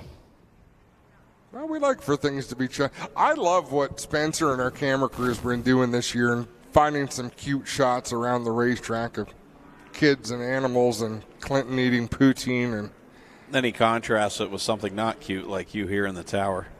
You're dressed as a pylon tonight. So here's the thing. You can't have the good with it. Wow. That's a big freaking pylon, Calvin. You designed this shirt. Has he got his Orange Grimace shirt on that he flew with me last year? No, this one's a fresh one. Thank goodness. Went and bought it from Greg's mom down at the store. Oh, let's give you the starting lineup. Let's get through this because they deserve it. On the pole in the 20A from South Buxton, it's Aidan Maynard, scheduled to start second. From Stratford, the 54 is Christopher French. Starting third in the X from Hamilton, it's Jeremy Cooper. Fourth in the 6X from Smithville, it's Mike Sarantakos. Fifth from St. Catharines, the 4A is Mason Anderson. Sixth out of Linden, the 11J is Jeff Elsliger. Seventh from Waterford, the 4 is Wade Thorne. Eighth from Cambridge, the 32L is Graydon Lyons. Ninth from Hagersville, the 23 is Dusty DeBoer. 10th from Smithville, the 20J is Nathan Joyner. 11th from York, the 9 is Tim DeBoer. 12th from Port Colborne, the 14L is John Lubeck. 13th from Niagara Falls, the 5K is Ken Hare. 14th from Guelph, the 1 is Jason Tolton.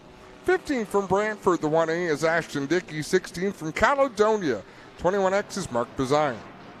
17th out of Hamilton, the 2 is Matt Newell. 18th from Brantford, the 64 is Nick Erskine. 19th in the 32 from Dundas is Jillian Hills. 20th from St. Catharines, the 17 is Alex Riley. Then from Waterdown, the 01 is Tristan De Silva. From Ancaster, the 16 is Fabio Oliveri. The 66X from Beachfield is Martin Schroeder. The 228 from London is Chris Lawrence. The 11 from Caledonia, it's the pinball, Mike Giberson. The 46 from Caledonia, Spencer Rydell. In the 7 out of Troy, it's Matt Young. And running at the field from St. Catharines, the 17R is Blair Roussel. Off they go, coming out to complete lap number 1. And out in front, it's that X machine, Jeremy Cooper, who's been pretty strong here tonight. Had a good solid run. His qualifying heat leads the way over Mason Anderson, who walked away with his qualifier win. Boy, and you can see these mini stocks are not sliding at all. They are getting some really good forward bite. Real good track tonight. Real good. Lots of racing action all throughout the pack. See some of the heavy hitters having to work their way through the traffic. Ken Hare is one of those drivers. He's down to the inside of Dusty DeBoer, who's always a favorite here. It's 4 wide behind them. Wade Thorne just had to slam on the brakes in that blue and black number 4 to avoid the 20 of Aidan Maynard down into turn 3. He'll look to the outside now, and we're about to have a battle for the lead. Jeremy Cooper has it. Mason Anderson wants it. We are under yellow. Guys, just want to mention Dave Hunsinger just came over the radio. We discussed that we'll be holding all victory lanes till the end. So attention in the pits. All victory lanes will be at the end. That means 360s. Get on the line. We're going to hustle this one through, guys. That's the update we got for you on timing. Joe PLAZEK just showing me a note from Bob Lynch. It's funny, the families that get intertwined in the sport. I mean, his boys, I never raced with his boys because they were just a little bit younger, but Dave and Joey Lynch, with the Waterloo Kart Club and, of course, the Hamilton Kart Club, where you had your boys for a while, Joe, back in the 90s. We just by accident met the Lynches. We parked one day at the Enduro, and they parked beside us, and we got talking, and great guys. And now it's like, save us a spot. Yeah. So, so we have some fun, and they run like an old Corolla and usually beat us. I think they've run that same car probably in 8 Enduros now. Well, ice race and Enduros, and I'm working my tail off trying to get fast enough so we can finish ahead of them. Well, you have to have a rabbit, right? I mean, well, you do. You talked about Danny Johnson. You also had Barefoot Bob McCready, Brett Hearn. I mean, you raced, in my opinion, Greg, correct me if I'm wrong. I'm not wrong. Never mind, Greg. In the heyday of dirt modified racing, the cars looked the best. Like, that was the most beautiful version of a dirt modified, those mid-'80s cars. We just talked about that the other day about Canandaigua, and on any given night back in the 80s, I mean, I came in when there was like Will Cagle, Merv Treichler. I mean, those are names that they go way back, right? But they were still there. I mean, Alan was kicking butt. There was 10 guys. Charlie Rudolph came out of Ransomville. I came out of Ontario. There was 10 guys that could win on any given night. It was just making the main was a victory almost. Greg, I don't know about you, and I don't know that we've ever talked about it, but I didn't grow up wanting to be a racing announcer. I wanted to be a race car driver. But the way Jack Burgess made me feel at a racetrack, that was it. He made the magic for the sport to me. I was just inducted into the New York State Racing Hall on May 5th, and Jack Burgess was inducted the same day. And his son was supposed to be there to speak and didn't make it. Oh, no. It was a crappy day. Rained all the way from, we stayed in just outside Syracuse. So it rained all the way from Syracuse to Fonda and then back again. But, we got to talk to Joe Murata. He was inducted the same day, too. So Joe did the induction for Jack. Very cool. Yeah. Back under the green flag. Anderson on the outside of Cooper. Oh, contact there in corner number 2, and they're 4 wide behind that. Right behind Ohsweken. Wow, what a pack of cars. Will they all funnel in? Yes, they will. And we stay green, but there's some beating and banging going on mid-pack, and it's involving the point leader, Alex Riley, in the 17 getting pinned in. Well, we've seen that in the first. Oh, Anderson saves it. What a save. That would have been disastrous on the back straightaway. Wow, great driving there by Mason Anderson, sideways in front of the entire field. Chucky got the ride of a lifetime right there as Ken Hare has the lead. Anderson holds on to second. Dusty DeBoer and Jeremy Cooper side by side for that third position. They're still 4 wide mid-pack. I mean, this is not a feature-type racetrack. This is still a lot of bite out here. Fantastic racing. Ken Hare continues to lead the way. Mason Anderson second. Jeremy Cooper hanging out there in the top 3, and then it's Dusty DeBoer on the outside in 3 and 4, battling for third. Right now, from 8th on back, it's almost like don't watch, because it seems every lap there's an almost coulda, shoulda, woulda. Mike Sarantakos is in the middle of that. Now Ashton Dickey has problems. The 1A has slowed, and he was one about a lap ago, really hit a hard bump down in corner number 2, and now it looks like he's trying to hold on. Does he have a flat maybe? Nothing on the right side. Did we shorten? Nope, 8 laps. The scoreboard, I've got 8 laps complete on. Sorry, Greg, I just had a moment there arguing between the scoreboard and my own race monitor, but we just passed the halfway mark of this one. Ken Hare continues to lead, but Anderson right on his bumper once again. You can see turns 1 and 2 have some character down low. That it does. Still 4 wide back there. John Lubeck goes around. Wade Thorne, the point leaders, on the bottom of that mess. Sarantakos in the middle with the team cars of Ashton Dickey and Wade Thorne and Mark Bazine goes up in a plume of smoke up in 3 and 4. Rut-row yellow flag is out. Dixieland Grill caution flag out. You know, you invite Joe PLAZEK into the booth and you get all sorts of shout-outs. How about Warren Conium said to say hello, Joe? Warren Conium. He was the guy that set me up with Kent Peckham. Is that right? Yes, he would. Yes. And I'll tell you, what a setup that was. That was the change in my career right there. Was when Warren introduced me to Kent. I wanted to ask you about Kent Peckham because I was a huge fan, and Warren would have known because Ryan Conium raced go-karts, raced Coyote. Yep. Kent Peckham was the factory driver for Coyote out of Rochester.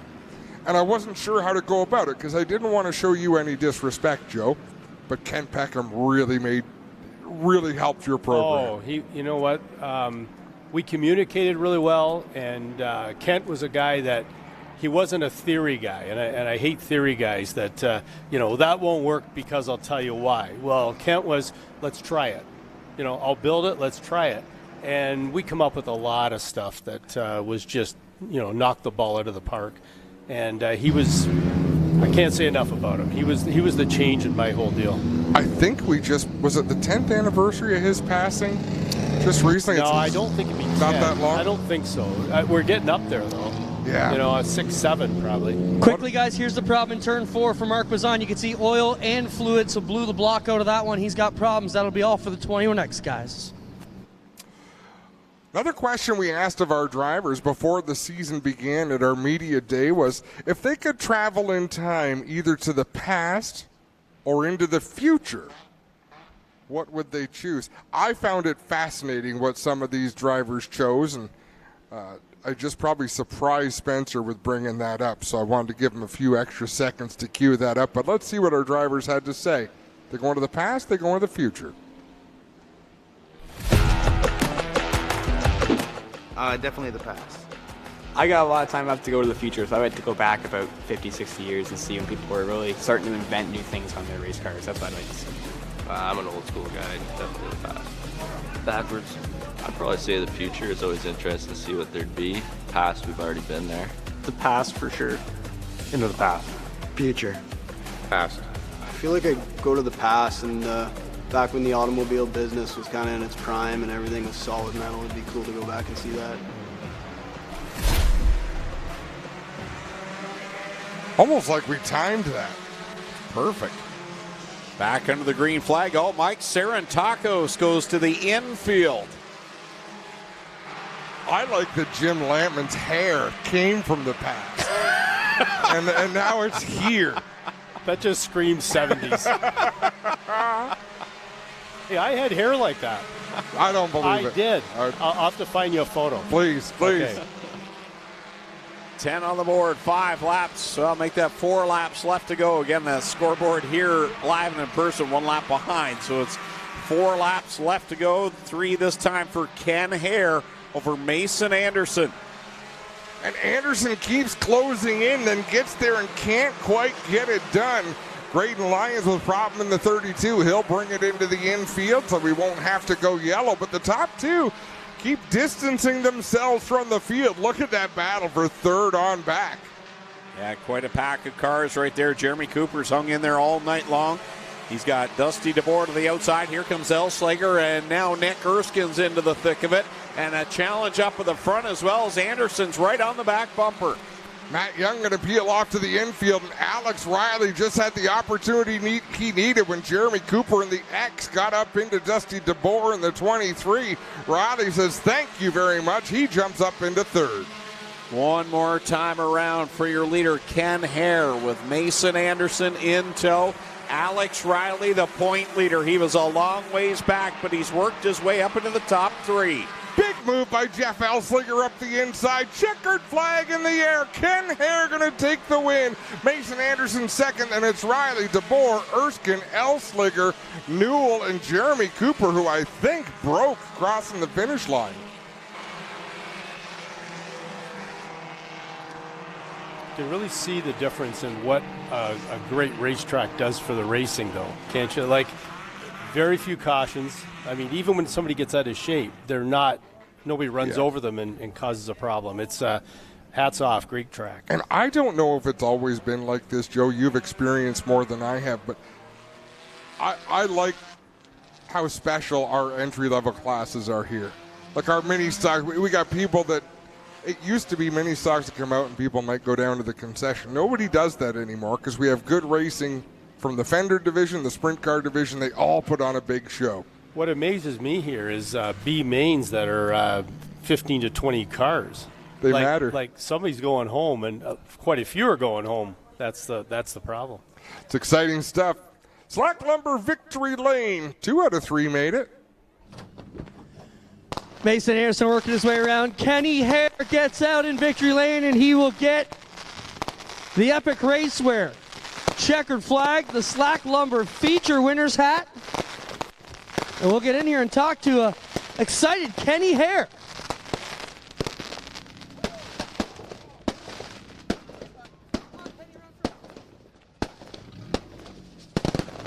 Well, Kenny, what a drive, man. You've been knocking on the door. You got into Victory Lane for the right spot tonight.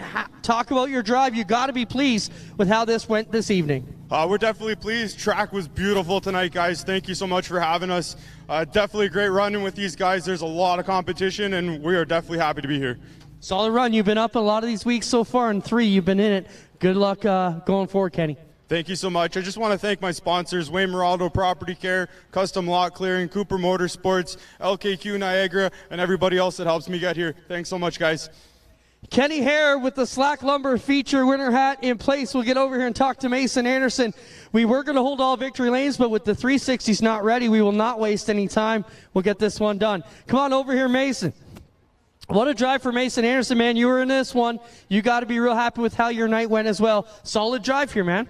Yeah, I had a blast. I got to thank all my sponsors. You know, I wouldn't be here without them. The Go-Getters, Automotive Warehouse, Abe Designs, Advanced Towing.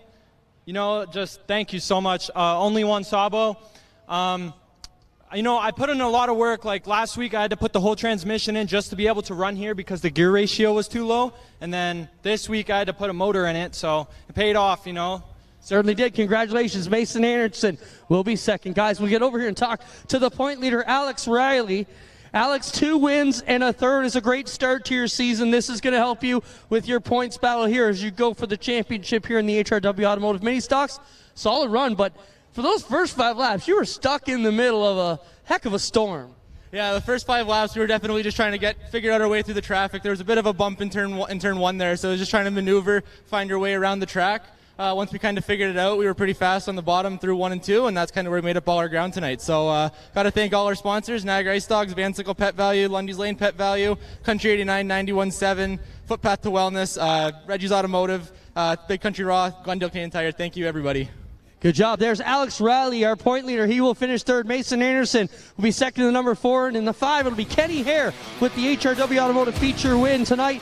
We'll be back live from Slack Lumber Victory Lane and Ohsweken Speedway right after this short break.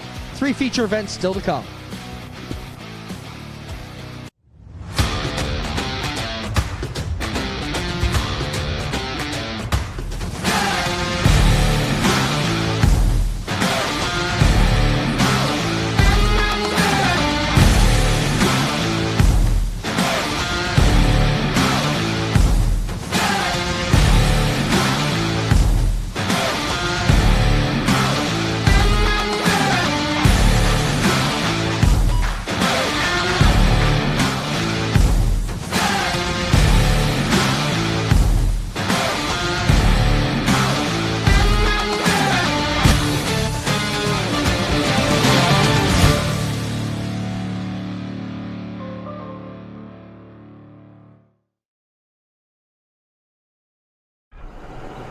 Your mom got a new tractor? Yep.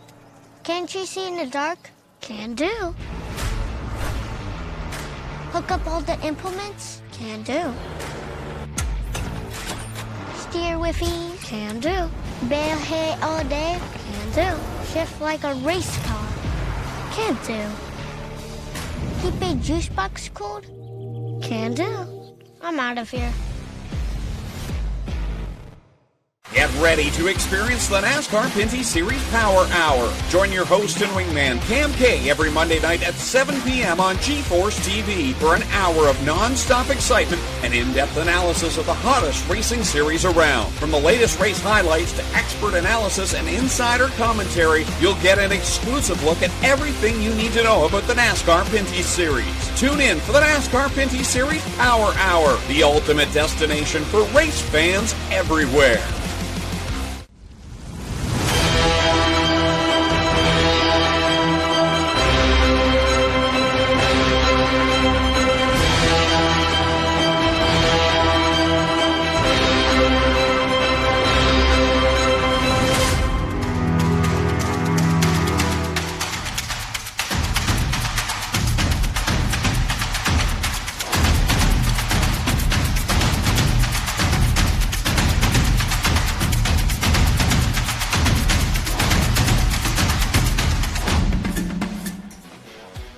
Back at Ohsweken Speedway, Fresh Stone presents Friday Night Excitement. Feature 1 in the books, 3 to go.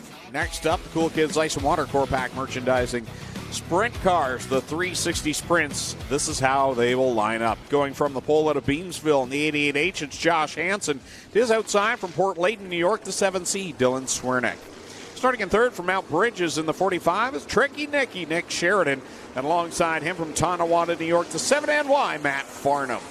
Lining up at fifth out of Dunnville, car number 15, it's Ryan Turner to his outside in the sixth spot from St. Mathieu de Belleville, Quebec. In car number 28, it's Jordan Poirier. Starting in seventh from Scotland, the 87X, it's Sean Evans to his outside. From right here in Ohsweken, car number 0, the Ohsweken Flyer, Glenn Stiers. Starting at ninth out of Freelton, the 12DD, that's Darren Dryden. Alongside him from Tilsonburg, the 17X, Corey Turner. Lining up in the 11th spot from Ohsweken, car number 77T is Tyler Powless. And his outside going 12th from Cheektowaga, New York in the 94, it's Todd Hoddick. Starting in 13th out of Ohsweken, the 68, that is Aaron Turkey. And alongside him, the defending champ from Stevensville in the 71, Mike Bowman. Starting in the 15th spot from Binbrook, car number 9 is Liam Martin to his outside from Interkip, car number 84, that's Mike Lichty. Rolling off 17th out of Beachville, car number 5 is DJ Christie. And going from the 18th spot from Scotland in the 47X, he's won both races so far this year. D-Dub still in Westbrook. Going off 19th out of Thamesford, car number 7 is Eric Gledhill to his outside from Hamilton. The 19D is Alan Downey. Rolling off 21st out of Victoriaville, Quebec, in car number 21, it's Alex Terrian. And alongside him from Caledonia, car number 10C, Cole McDonald. Rolling off 23rd from Caister Center in car number 11 is Jamie Turner. And going in the 24th and final spot from Dunnville, 46 of Kevin Pauls. Greg, did we do this already, Greg? No, got to give a shout out to Hillcrest Elementary. Big crowd of you here tonight. Hope you're enjoying the show so far. Hold on, this is going to be a wild one. Ones to watch tonight from Lockhart's Odyssey, 7NY of Matt Farnham. Whenever he comes here to the Big O, he is exciting to watch. He's got a good starting spot, so keep your eyes on the 7NY. I'm watching Ryan Turner and Corey Turner. I could see you doing that. You could see that. Keep it in the family, Joe. You know what I'm watching? Corner 1 when they all barreled down there the first time. Oof. Corner 1 will be no problem. It'll be that bump in the middle and that right. Black spot coming off. We're going to hold you to that, Joe. We also want to give a shout out. So I've had a few sent to me. Shout out for Kevin's buddies, Dennis, Zoe, and Sebastian. They bought the Groundhog HVAC truck to the Touch a Truck event. So welcome to Ohsweken. Thanks for participating in that. That was pretty cool to see. Yeah, quite a display out front. Thank you to everyone that brought their vehicles here tonight. Hope the youngsters, well, it was kids of all ages, I think, enjoying seeing all that equipment down there before the race. Carter Long's got double greens in hand. We're ready to send Josh Hansen and the rest off to the green flag. Oh, trouble off the drop of the green. Eric Gledhill goes around. We'll go under the caution flag. Liam Martin was involved in that as well. As the yellow flag is displayed, everybody able to get woed up. Don't see that every day. I mean, you'll see pileups coming to the green or crashes, but usually they don't happen until you're around the start-finish line towards turn 1. One thing I want to say is I think since it's cooler out tonight, the track's probably still, we're getting a little bit of moisture coming back out of the racetrack right now. Well, we noticed in practice it was pretty dusty, but that just blew off the top and it gets down to that nice moist. Oh, yeah, that's a word we don't often use, isn't it? A lot of grouping or groping, right? Right. Well, it's on the list. But I think what's happening is we always used to say the track can sweat. And I think that's what's happening right now. We're getting a little bit of moisture back up out of the track, and it's phenomenal. You want to see something sweat? Sit up here in July with Adam. Yeah, no thanks. No thanks. Listen to that. He doesn't miss many opportunities, Joe. I'll bet you it gets a little rank up here in July. It has. Well, I'm downwind from the air conditioner. Poor planning. That's why I picked June 7th. Yeah, good call. Yeah. It could have been bad, though. Who knows? You never know. You never know. It's always rainbows and unicorns and sweet smells up here in the tower. And naked bicycle riders. Naked bicycle riders. Omaha. Yeah, Omaha. We should have. Let's have a look at this replay from the tower coming through turn number 4. And ooh. DJ Christie was part of that. Yeah, and Gledhill nosed into the concrete down there, and I'm not sure. Clinton, has he asked for his 2 minutes in the work area? Actually, I'm not sure if I see Clinton down there. Yes, Eric has asked for his 2 minutes in the work area. Liam Martin also went to the pits under this caution as well. We'll follow up both those stories.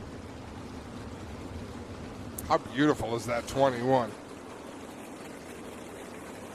Yeah, nice looking car. Good to see Alex here tonight. You know, if you scan through this field, find me a weak link, Greg. Yeah. It's... You don't. No. It's wild to me. It's a good time to be a sprint car racing fan here at Ohsweken. I think it just goes to show you when these guys travel, how well they do in other places, right? And they didn't always. No. Right? No. That comes... Somebody comes along and raises the bar, and I think Dylan Westbrook can probably take some credit for forcing people to get better. But now they each push each other. Well, I had my sister Marianne tell me, she told me years ago that when I went south to race, and I use south as New York State, when I came back to race up here, she said, you were just different. Like, you were just like Eye of the Tiger and on it. Yeah. And that's what you had to be. I mean, when you went down there to race, you may not make the main if you didn't do that in a heat. So you just got to drive like that all the time. Well, if you take an average feature, how many of the drivers you were racing against did that for a living? Oh, there was usually 10 out of the 24 field were professionals, yeah. And then a tour race, it might have been 15 out of the 30, right? Yep. That's the biggest change I've seen. Now, obviously, with Dylan Westbrook over the last, 7-8 years, but with Ryan Turner, I've noticed a big difference in him since joining the Nitro 54 team and racing a lot of races. He goes down to Florida, they'll run in Michigan, they'll run wherever. And this year especially with Ryan, and even last year, boy, you can just tell he spent a lot of time down south. Ryan and me talk a bit, and I told him, you got to go and you got to travel and you'll be better. Yeah. And he's definitely showing it. And for those who aren't familiar, Joe's sister is Ryan and Corey Turner's mom. Jamie Turner's... And Jamie's wife. And Jamie's wife. But tonight, since you're the special guest, it's your sister. Sorry, Jamie. We wish you all the best. And Marianne was one of the reasons I got into dirt racing. I went to a dirt race with her. She was into the dirt racing, and I went to the dirt race with her, and I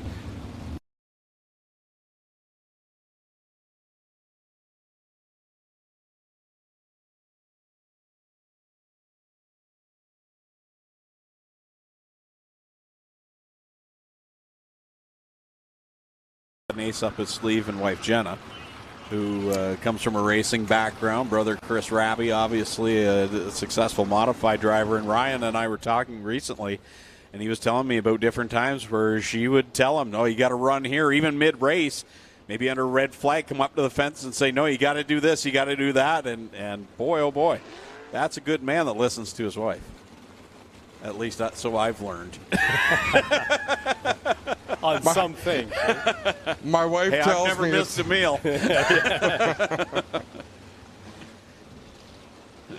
Well, I told you the story about the sprint car ride. Well, yeah. So I don't know.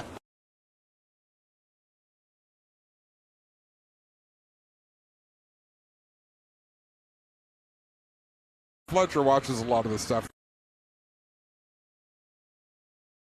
For those who don't know, I mean, he's gifted when it comes to working on race cars, but he's also gifted in the art of sarcasm. That man has a dry sense of humor like you've never seen. I go as far back as John Fletcher Sr. Yeah. Yeah, good guy. That's why I figured when I mentioned him, you'd be well aware of who we were talking about. I think they painted one of their cars. I think it was John's brother's car was a replica of my Canadian #1 car at one point. Really? Yeah, we'd have to go back. Yeah, I think so. We'd have to go back in the archives and find that. Adam Turner says, give a shout out to the Discord boys. It's a bunch of us iRacing guys watching. Wade Purchase and a few others. That's nice. Adam Turner wants a shout out to Wade Purchase himself and a few others. They'll remain nameless. I want to shout out for Brighton Speedway tomorrow night. They'll have the 360s as we're back under the caution with Jamie Turner slowed down and want to come into a stop. But tomorrow night, 360 sprint cars at Brighton Speedway. And if you've never been to Brighton, excellent opportunity to head down there tomorrow night and see the sprint cars in probably one of the best tracks for atmosphere in the Northeast. You want to go and just feel a traditional Saturday night short track experience, close to the fence, fast cars. That's Brighton. Jamie Turner's waving off. I think he needs a lift back to the pits, and I couldn't agree more. Brighton Speedway is a fantastic time. Let's give a 20th birthday shout out for Danielle Schaefer this week. Her parents Rhonda and Rick are trying to catch fish up north.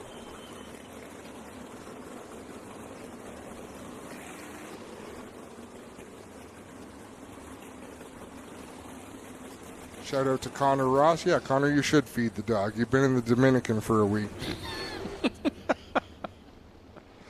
So Curtis Gartley wants me to ask you, Joe, what you think of the sprint car nicknames and if he thinks more guys should have. Well, wait 1 second. Sprint car nicknames.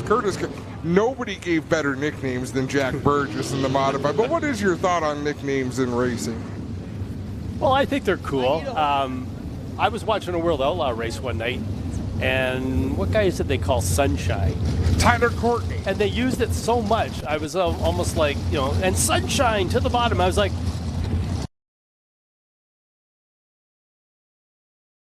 without, as though Sunshine is his name. It's like almost it was overdone. But you know what? I think it's like I was always, when I raced in Ontario, I was Joe the Jet, Kenny Hangar. You know that name? Yeah. Kenny named me Joe the Jet at Humberstone, and that kind of. But as soon as I went south, New York State, there was Brett the Jet, right? And he got that name.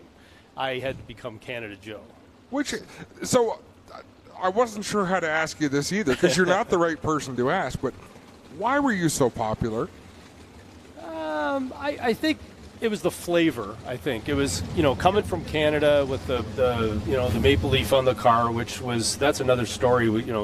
It didn't really start out that way, but that's the way it ended. And I think it's just, Glenn Donnelly said once, we need Joe here as the Canadian draw.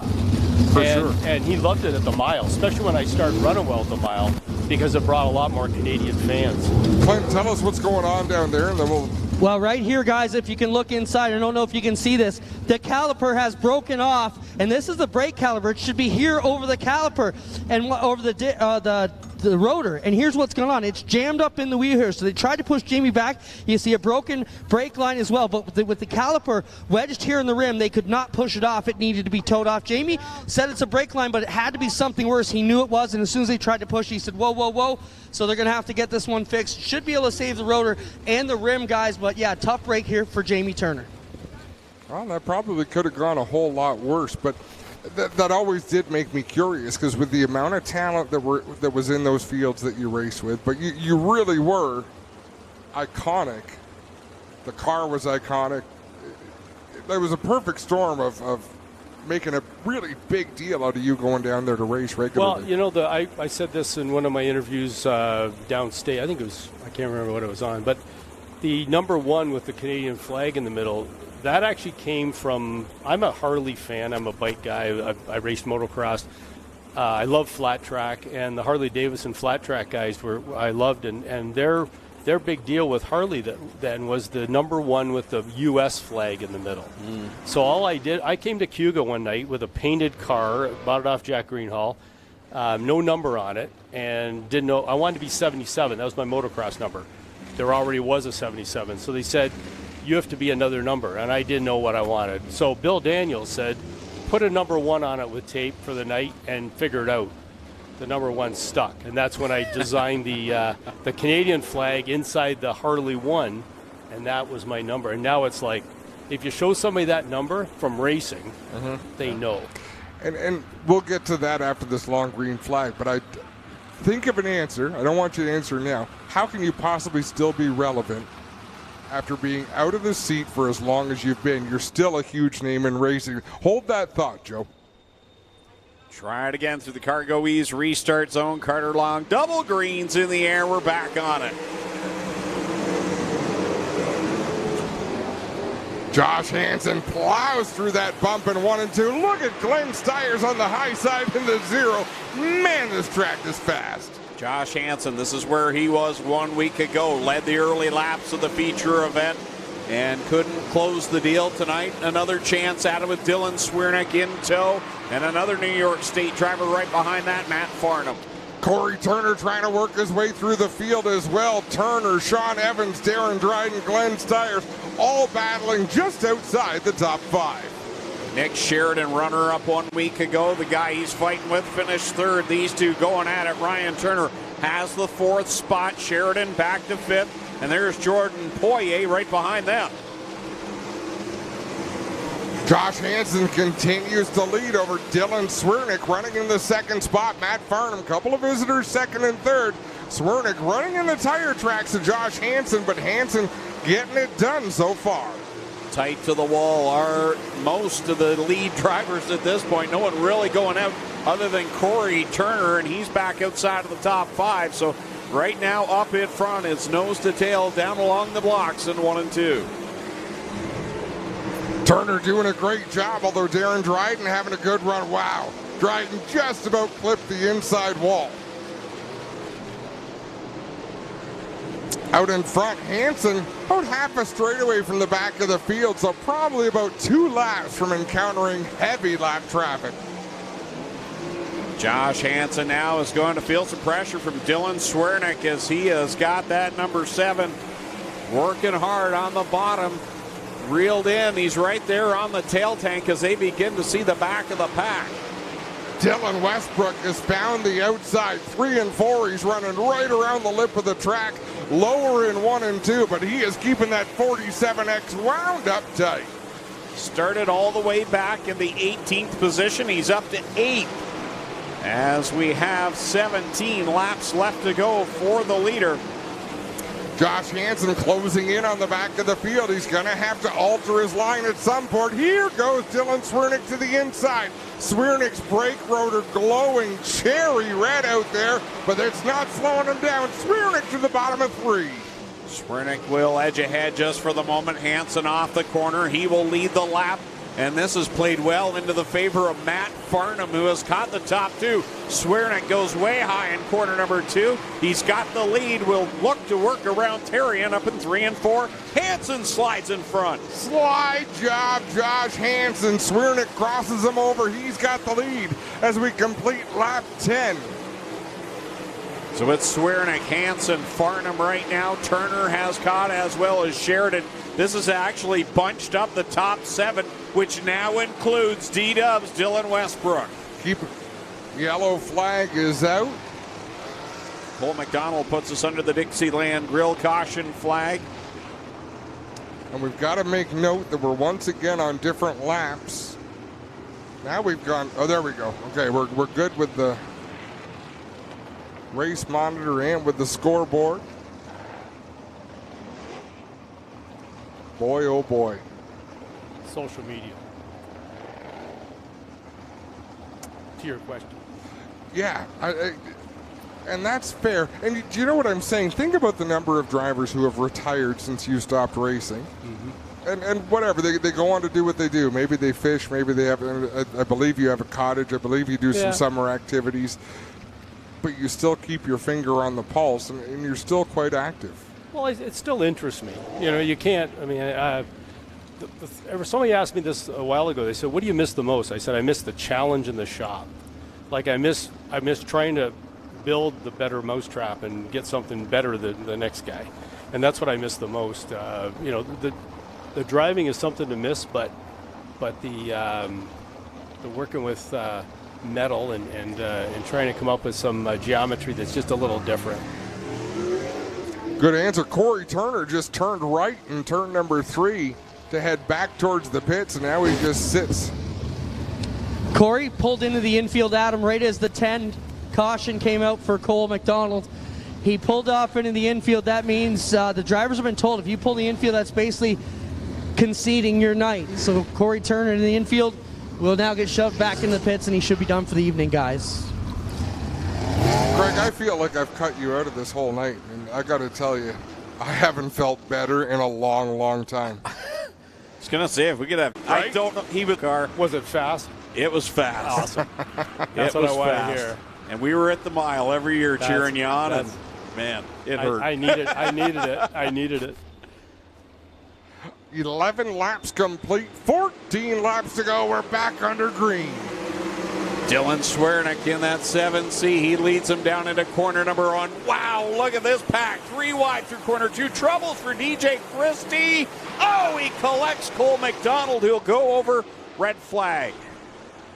Yeah, DJ Christie's front end sort of collapsed under him there in turn number 2. He had scrubbed off a bunch of speed, but somebody was going to come along and collect him.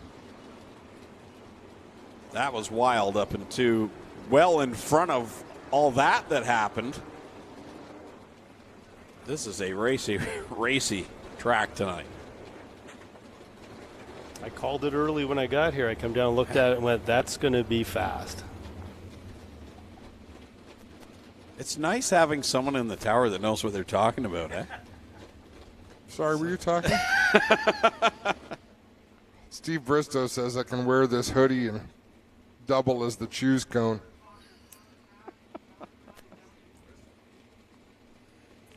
And still no one would choose you.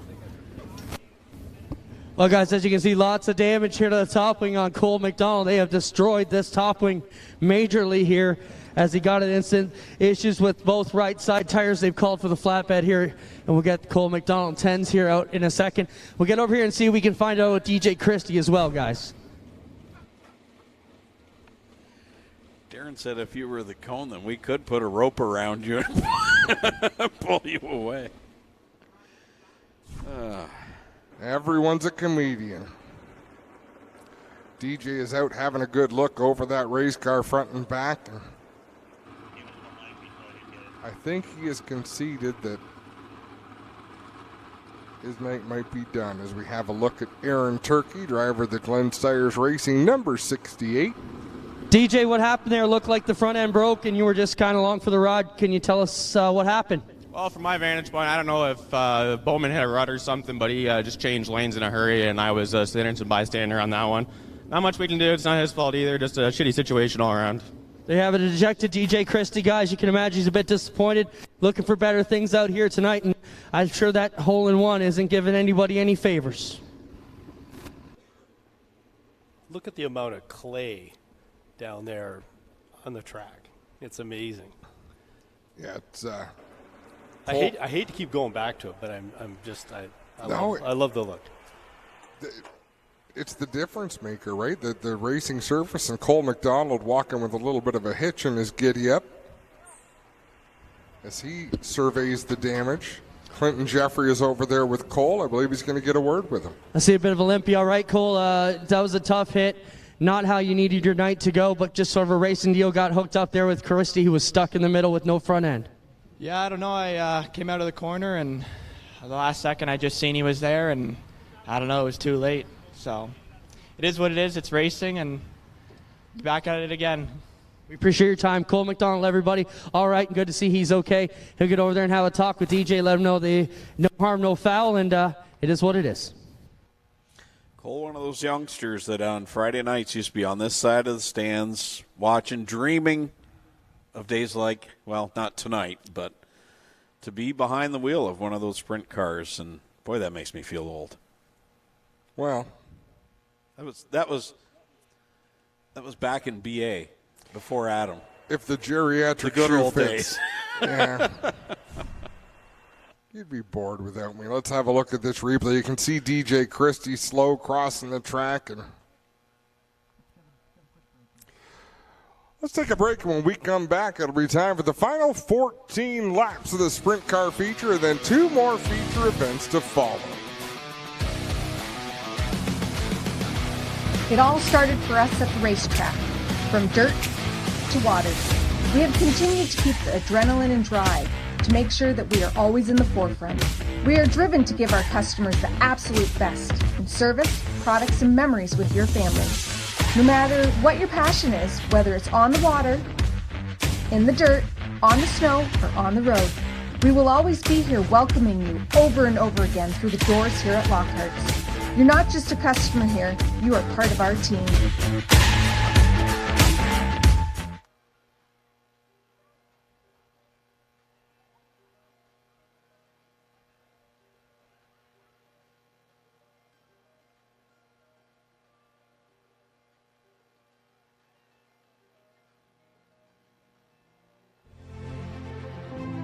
Farmall. 100 years of can-do. 100 years of milestones. 100 years of family. Generation after generation, its legacy lives on. The one for all since 1923. Well, good evening, everybody. Welcome to our weekly race chat. Adam Ross and Clinton Jeffrey are live and interactive every Tuesday night. Rivals Race Chat is your home for race discussion, debate, news, interviews, and more. They'll even take your questions and comments live on the air and talk to some of the newsmakers each week. Tune in every Tuesday night at 8 p.m. on G-Force TV.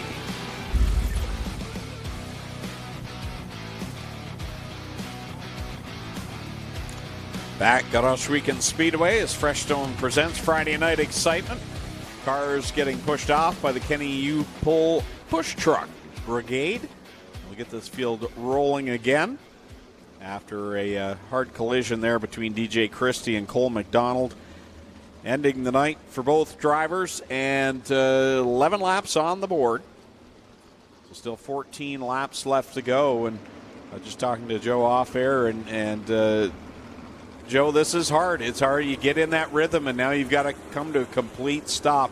Changes everything again. Well, it's the unknown.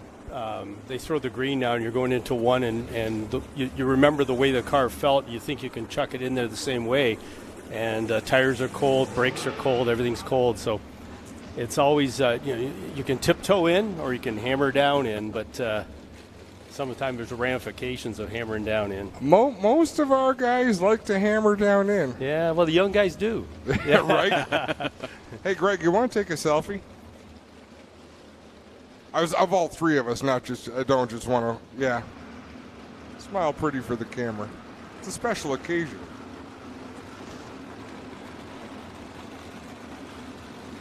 Beauty. Beauty. I think that's the first time I've ever taken a selfie. I can believe that. Darren's going to take one of himself. He's so vain. Probably thinks the song is about him. I see what you did there. You know, speaking to raising the caliber of competition, Jordan Poirier is here tonight. And there's been times when Jordan Poirier shows up, the field's racing for second spot. And he's very, very good, don't get me wrong, but our guys are up to the challenge. Well, look at was your Nationals in September, is it? Yep. I mean, you get the best of the best, and the Ohsweken guys are always in the top 5, top 3. We're getting there. Well, Ryan Turner won a couple of them. Exactly, yeah. I didn't want to say that. You've got to celebrate. I'm a little biased. Hey. Mike Bowman last year. Yes. Beating probably one of the best in 360s in Sam Haferteep. That's, Yes. that's not just regional 360s. We're talking national. Well, I've still got Ryan tonight because he's probably the only horse I've got left in the game. Corey's back out. Oh, is he back? Oh, I didn't notice. Okay, yeah. He just came back. He's got his work cut out for him. Yes, he does, yes. It's an uphill climb, that one. But how many championships did you win, Joe? Well, I don't know. New York State Fair, is that a championship? That was one race. Oh, Three in a row. Canandaigua 2 in a row. Wheat Sport 1. Ranceville 1. I think that was it. If you look back on a championship season, do you generally look at the races you won or the races where you had adversity and come into the pits and you're able to get back out and turn a 20th place finish into a 10th place? Well, what bothers me the most is in 96 or I think it was 97, we won the most features in the Northeast, but we were tied with a runner from Grandview or down that way. It didn't even know the name. And the funny thing was, I got taken out of a couple races. One was at Wheat Sport one night, leading the thing gone, coming down the front stretch. They went off the pits into 4. One of the guys decided, I'm done for the night. He goes off, takes me with him. Next thing you know, I'm in the pits, and out of the win. So it would have been mine solely, but it was 18. It would have been 19. That's the one that hurt the most. I don't think I ever lost a championship by something that happened. Back to the Cargoese restart zone with 14 laps left to go. Swernick is on it. Josh Hansen trying to get back around him and grab the lead. Mike Bowman with a issue there in turn number 1. He loses a spot, but gains a spot on the exit of turn number 2. Man, I thought Sean Evans had something broke there. He lost a lot of spots. He's closer to the tail now. Meanwhile, at the front, it's that 3-car breakaway again with the 2 7s and the 88 in the middle. Swernick doing a great job out in front. He's opened about 12 car lengths over Josh Hansen. Matt Farnham holding on to third. He's gapped Ryan Turner by a little bit, and here comes Nick Sheridan in that 45. Well, Matt Farnham now putting the pressure on that Julie Swayze Remax 88H of Josh Hansen. But Hansen will hold him off another time. Great battle right now between Dylan Westbrook and Jordan Poirier.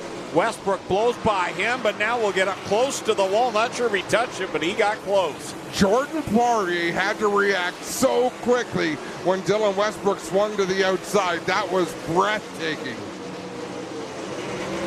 Swernick all by himself now. He's pulled away from Josh Hansen. A gap back to the third place runner, Matt Farnham. Then you've got Ryan Turner. And then the battle for the 5th spot. Dylan Westbrook takes it away. He is marching.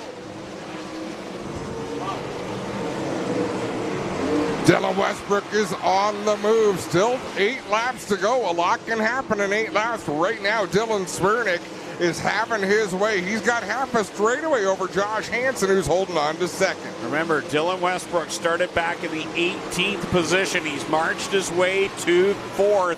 He's the guy that's got 2 straight wins to kick off the season. He's catching Farnham. Swernick a couple of laps from encountering the tail end of this field. He's working off of turn number 4. About half a straightaway from lap traffic as Westbrook. Man, it looks like he's going to blow that car right off the end of turn 3, but is he ever quick? Watch Westbrook diamond the corner like I was talking earlier off of 2. He's coming in and then diamond in a cross. Yep. He's ready to pounce on Hansen and Farnham. The key right now for Westbrook is how well does Swernick get through this lap traffic? Will that give him some time if he can get by these 2 to catch the leader? Josh Hansen lost the handle in turn number 2, comes right up in front of Westbrook. Westbrook to the outside off of 4. He's going to get 2 for 1 on the front stretch. So we got problems with the scoring pylon because Carter Long saying 5 laps left to go.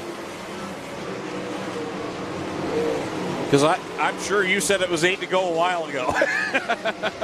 It seems that way, but hey, he's got the flags in his hand. We're gonna see. Dylan Swiernick goes way up the racetrack in 1 and 2, trying to get around slower traffic. Look at Westbrook close the gap on our race leader. Man, he has come from a mile away, and he is there at the flag stand. He's right on the tail tank. He'll go into corner 1, through corner 2. Can he get the run down the back stretch? Oh, look at the head of Steve he's got. 3 and 4 is where he makes hay. Right up to the outside. He'll swing to the bottom of turn 4. 2 laps left to go for Dylan Westbrook. What a march back through the pack. He gets by Swiernick, trying to get around Therrien as they work through 3 and 4 another time. White flag coming out for D-Dubs. One more time around for Dylan Westbrook. Finally, Dylan Swiernick gets around the traffic. He's not free and clear yet. Westbrook to the outside of Gledhill into 3. Final time through 3 and 4. Ringing her right around the lip off of corner 4. Dylan Westbrook from 18th to 1st over Dylan Swiernick. Josh Hansen comes home in the 3rd spot. Matt Farnham 4th, Ryan Turner 5th, and it's Darren Dryden, Jordan Poirier, Todd Hoddick, Nick Sheridan, and Mike Bowman. So again, timing and scoring went down with 8 laps left to go. The scoreboard out in the stands, up in corner 1 and 2, it's frozen. My race monitor is frozen as well, so that runs off of our scoring pylon, which is frozen. Nonetheless, Dylan Westbrook makes the charge from 18th and grabs the lead with just a handful of laps left to go. He'll win over the 7C of Dylan Swiernick. Josh Hansen will finish in the 3rd spot in the 88. Matt Farnham 4th, and Ryan Turner comes home in the 5th position. This is all unofficial, as again the scoring loop has frozen.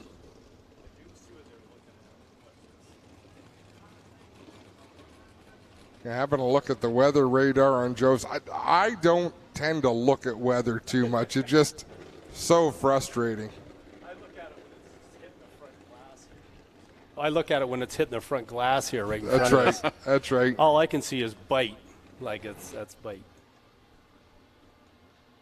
Down at Slack Lumber Victory Lane, Dylan Westbrook getting unbuckled. You know, even in the late stages, I thought the drive for 3 in a row was over. But the Lone Wolf fireworks are lighting up the sky for this guy one more time. What a drive for D-Dubs, Dylan Westbrook.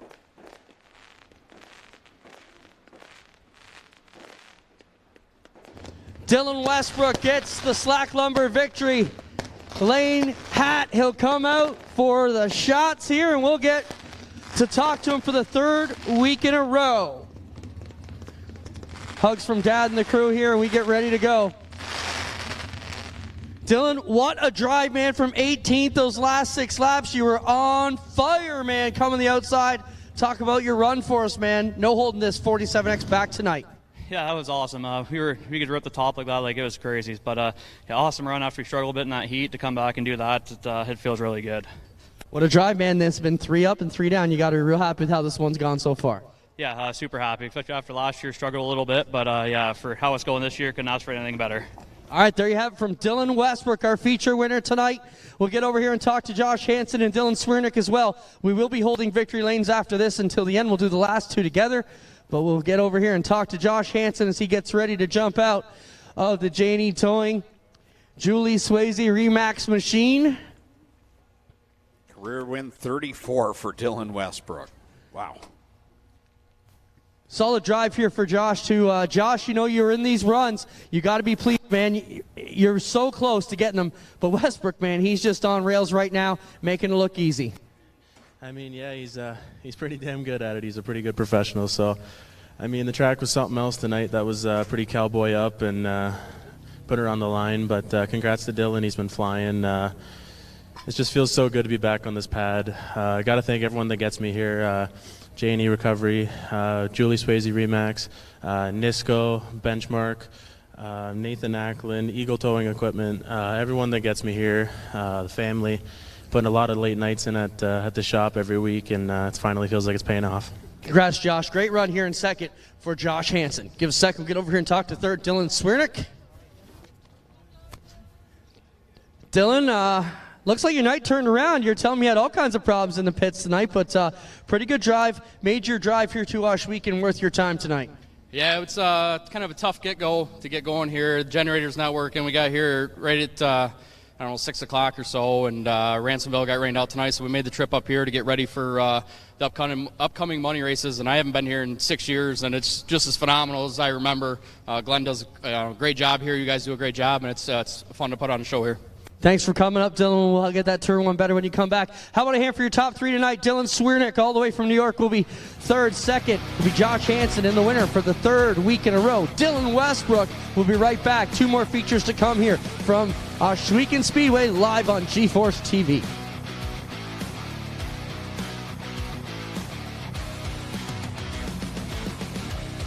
Lockhart's Odyssey is BRP's newest marine dealer for the legendary Alumacraft fishing boats, the luxurious Manitous, and the affordable Sea-Doo Switch pontoons.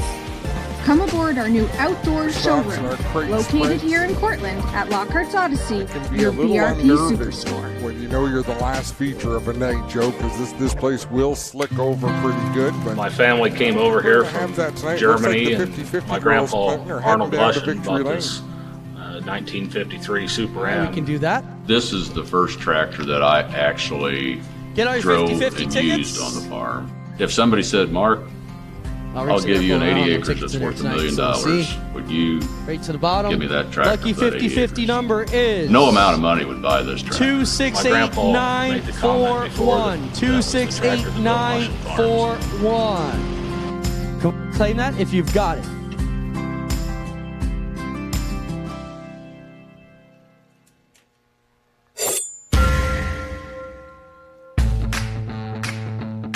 Introducing the Fleet Lineup by CargoEase.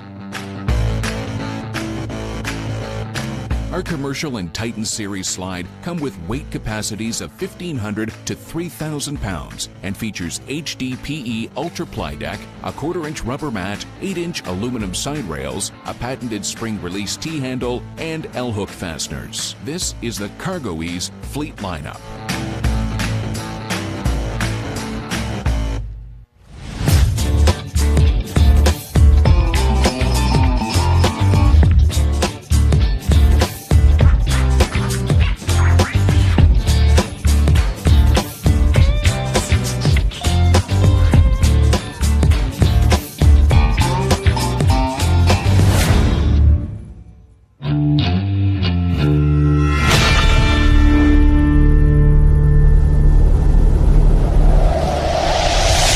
Are you looking to sell or fix your car? You can do it all with Kenny U-Pull. Whether it's running or not, we pay you top cash on the spot. We'll even tow your car off your lot. Need parts? Our yards have over 25,000 cars ready to be stripped and over 10 million car parts ready to be pulled. Find what you need at a fraction of the manufacturer's price. Fix it or sell it with Kenny. Visit KennyUpull.com today. Back at Ohsweken Speedway on G-Force TV with two features left to go. Up next, the Middleport Mechanical Thunderstocks with their 20-lap main event. Adam has the starting line. I do so. Starting on the pole from Caister Center in the 41, it's Adam PLAZEK. Second in the 88 from Simcoe is Aiden Nye. Third from Hamilton, the 43, is Kyle Andrus. Fourth out of Ohsweken, the 14, is Lyle White. Fifth in the 24 from Ohsweken is Blake Bomberry Jr. Sixth from Binbrook, the 427, it's Smokey Tim Phelan. Seventh in the 11 from Thorold, it's Go Fast Teeple. Eighth from Brantford, the 13, is Casey Huffman.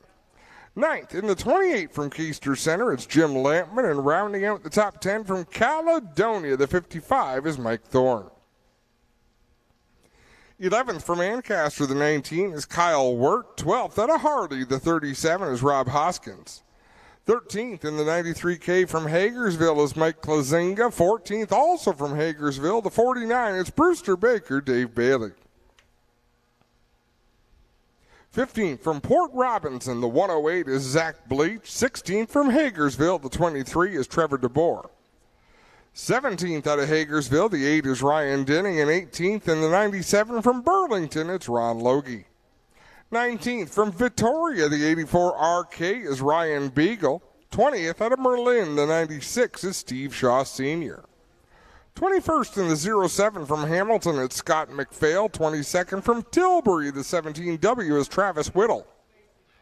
23rd from Ohsweken, the 69G is Brian General. 24th from Keister Center, the 28D is Donnie Lampman. And rounding out the field from Canfield, the 03 is George Grossel. Keister Center seems well represented. Right? It's a racing mecca, Joe. I mean, we were famous for Fred Eaglesmith and Dave Munday. Remember that one? No. Yeah, over the falls in a barrel twice. Oh, there you go. All right. Yeah, twice, not once. And you know why it was twice? Why? Guys called him out and said the first barrel was too sophisticated. I do remember reading about that. And he said, you know what, I'll show you. I'll go over in a lesser barrel. But here's the best part. He worked for us. He was a diesel mechanic. And I'd walk through the back shop, and he'd say to me, you get in those race cars, you're crazy. And I'd say, wait a minute. You get in a barrel and go over the falls. Like I have a little bit of control in that race car.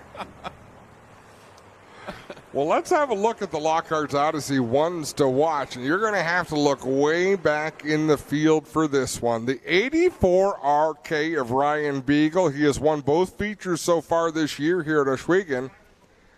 Dylan Westbrook has won all 3 of his features. Can Ryan Beagle perform the 3P?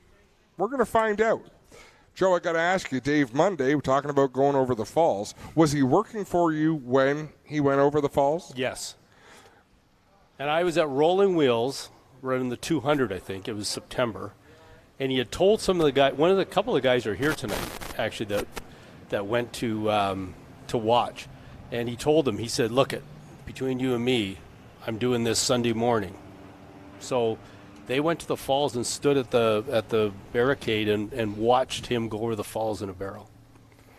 I was going to ask, what is someone's mindset like? Like really? What did they say the days leading up? Well, Dave, you got to know Dave. Dave's a pilot, was a pilot, and I always said to him, I always wanted to fly.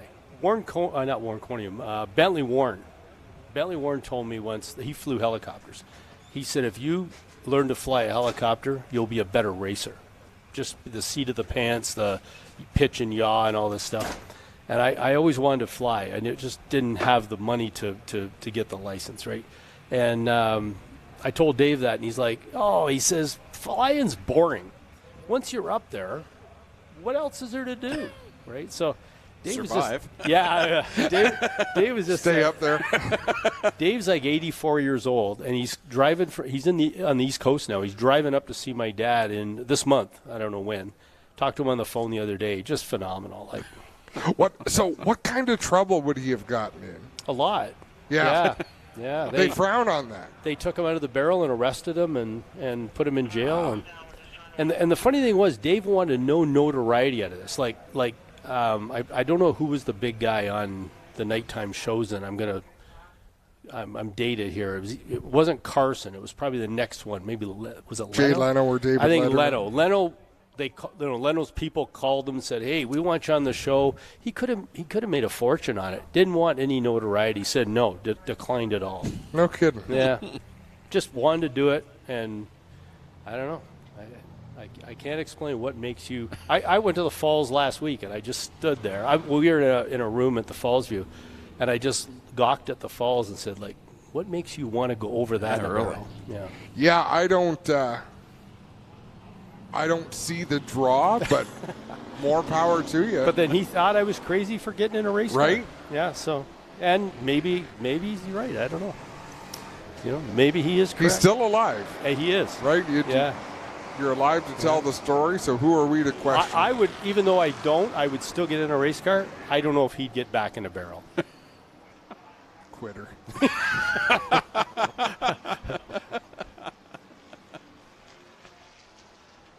Oh, boy. So white flag displayed, and again having problems with the scoring loop. So that's been the delay here. They have, as you can see at the top of the screen there, for those of you here in attendance, well, they've just shut the board off. The scoreboard up in 1 and 2 is off. Race monitor is down. So it looks like they're going to be doing some hand scoring over in the booth next door. I've done that before. It is not fun. It's a hard job. This is where they're regretting that we've decided to go to 28 cars in the feature. Oh, stand yellow.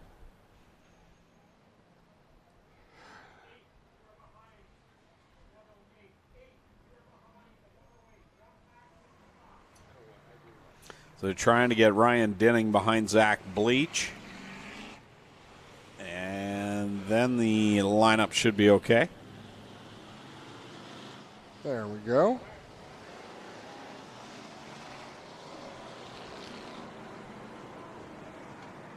I think they should have one night a season where they just score on the honor system. Oh, you were ahead of me. You go. System. They come 28 wide to the green flag and a restart. My bad. Adam PLAZEK on the inside. He's going to bring this field to green with Aiden Nye alongside. Carter Long sets them loose, and off they go down into corner number 1.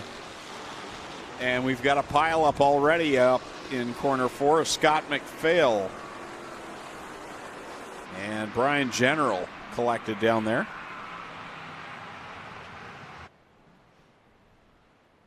Yeah, that's been a troubled spot twice tonight. Yeah, you might be right, Joe. Might be. Yeah, there's been quite a few out of 4 there, right in that same area. Knocked the pretty right off that general number 69. Scott McPhail looks like he's going to head to the pits for some attention to the 07. I seen the pictures of them building that car. That's a pretty car. And, I mean, I was blown away of how pretty it was. Is that right? Yeah, I seen some on Facebook. It was just a work of art. Jim Lowenberg is an amazing He's an artist, isn't he? Amazing fabricator. Yeah, he's built some beautiful pieces. That guy, Tim Phelan's not bad either, though. Is that right? Yeah, he's good. Yeah, he's really good. You know, it's interesting. We talk about 120 drivers every Friday night. Let's have a look at this replay. Hard to tell, but a couple of cars at the back zigged when they should have zagged. We talk about, and it's no exaggeration, is it, Greg? 120 drivers on a Friday night. We don't know them. Know some of them. Yeah. And I try to talk about their attributes on the racetrack, because you get a bit of a personality for things you do on the track, but it would be nice to know more of them away from the track and what they do. And maybe that's a new segment. 100%. Like take 2 every week and just say, hey, what do you do? What do you do for a living? You might not want to hear. Trouble is they don't all like the things that we say about them. So yeah. Hey, you know what? Racers got to have thick skin. I found that, when you win 7 at Canada, or 7 or 8 one year at Canandaigua, they started booing around 4, and I took it as a compliment. You got to do it. Yep. As long as they're not quiet. Yeah, I can. Don't take it serious. Cheers or boos, as long as they're making noise. Yeah. Here we go through the Cargo Ease restart zone. Complete restart there. Adam, are you going to keep track of laps? I mean, this is putting us to work. No scoring. No lap counter. Aiden Nye up the racetrack in that 88. He's going to lose some spots on the backstretch. Out in front, Adam PLAZEK takes the lead in that 41. Oh. And PLAZEK will cross the stripe with Lyle White there in that second spot. That car's been racy tonight, that 14 machine. He's got Go Fast People right behind him as some of the heavy hitters have got a little bit of work to do tonight to make their way up towards the front. Jim Lampman up to third in the 28. Dave Bailey working his way through traffic. Ryan Beagle, who was the top handicap driver, started 19th. Starting to make his move, but there's a lot of cars between himself and the front of the, trouble up at the front. Lyle White goes around upside down on his side. Wheel still rolling down into corner number 3. That was a wild ride for Lyle White. Safety crew on the scene immediately, and we'll let them do their job. Like to keep everyone back there away from the fence, please. If you're anywhere near the racetrack, just hot fluids spewing out of race cars can be dangerous. Ryan Beagle involved in that in the 84 RK. He's pointed the wrong way. Steve Shaw Sr. Beagle did move before the red come out, and then he stopped. Our race med team is among the best in the business. And the response time, Joe, is phenomenal. You know, we're pretty fortunate here to have the team that we have. They're moving a lot of the vehicles away from the scene so the crew can get to work there. You need a good crew when you're working with alcohol. You know, in the 360s, it's very, very dangerous. I think we've seen some footage of that a few weeks ago.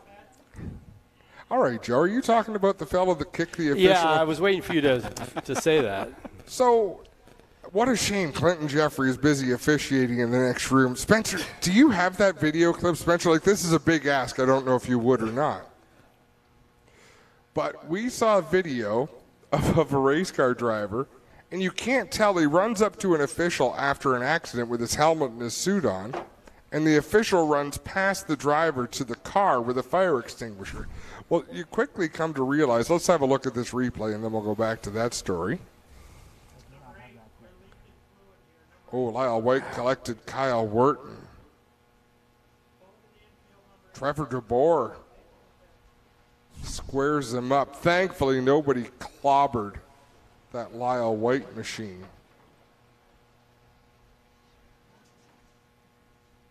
And I've got a dumb question because I don't know if Lyle's still in that car or if he is. Yeah, I was just sitting here wondering that. The fact that none of the safety crew is really in the car would lead me to think that maybe he's out. So the official runs over to the race car with his fire extinguisher, but then you quickly see the race car driver's fire suit, the pants on his fire suit starting to change color. In a Nomex fire suit, as it burns, the color disappears. It turns like a brown, gray sort of tinge. And so the driver is on fire, runs up behind the safety crew member and kicks the safety guy right in the butt, and kicks him hard. Yeah. And the safety crew member turns around and then realizes that the gravity of the situation and extinguishes the driver. But Clinton and I had a big row about that. Clinton thought the safety crew fellow should have throttled the driver. What was your take on that, Joe? When you're on fire, I think it's everything's game. It's. I only ran alcohol cars indoors at the Niagara Falls Convention Center. There's an old one for you. Yeah. I ran a 3/4 midget for a guy out of New Jersey, and all I remember is my first encounter with alcohol fumes indoors. We were on caution laps, and I had tears running down both cheeks, just horrible. So I raced go-karts in Niagara Oh, Falls. there you go. And I was terrible. So we would always qualify like 20th. Well, they start the engines with 2 laps to go, and those go-karts, the exhaust blows straight out. Yeah. So I'm in the 10th row, and there's 19 alcohol-burning go-karts ahead of you. You have to hold your breath for about 3 minutes. Yeah. He might still be in there. No? We're gonna find. No, they're putting a sling through.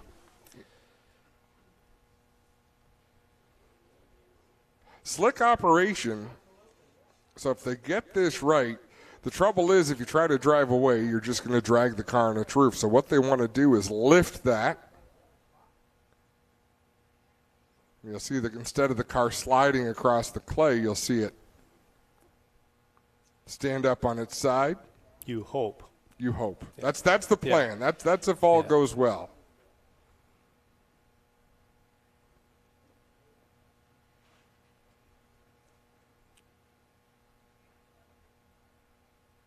Yeah, it looks like it's going to dig in. Yeah, so far so good. I think you're past the point of it sliding now. Man, he was running so very well tonight, Greg, like you said. Yeah, real shame there for Lyle. And watching that replay, hopefully we'll get another chance to watch that, but the part that scared me the most was when Donnie Lampman went by, because Lyle's car was on the side and Donnie just missed the top cage. When it happened live, I was watching Casey Huffman from our vantage point, because he was the only driver that I saw head to the outside, and we couldn't tell how much room there is back there. But watching the replays, he did a great job. There was plenty of room there, but not everyone was able to get by. So we look at this again and watch Donnie Lampman right there, just missing the roof. Those are the shots that scare you the most. Man. And even the car behind that as well, the black. So we're going to say the fact that the car is back on its wheels and the driver is nowhere to be found. And that was a hard hit there by Trevor DeBoer as well.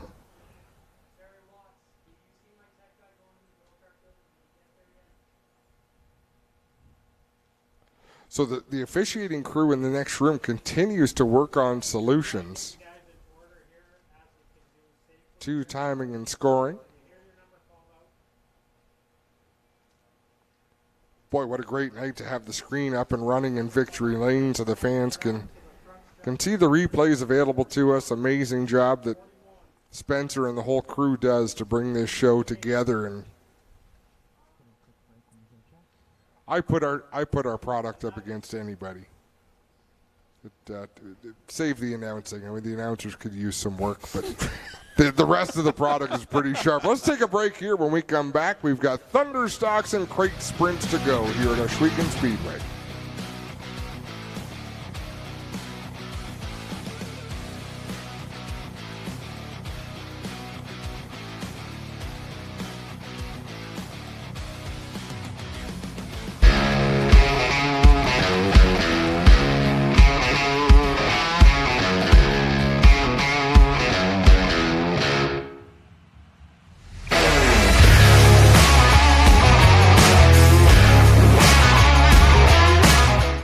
Tiffany Gate Fresh Gourmet. Our savory pesticides can be prepared any way you like.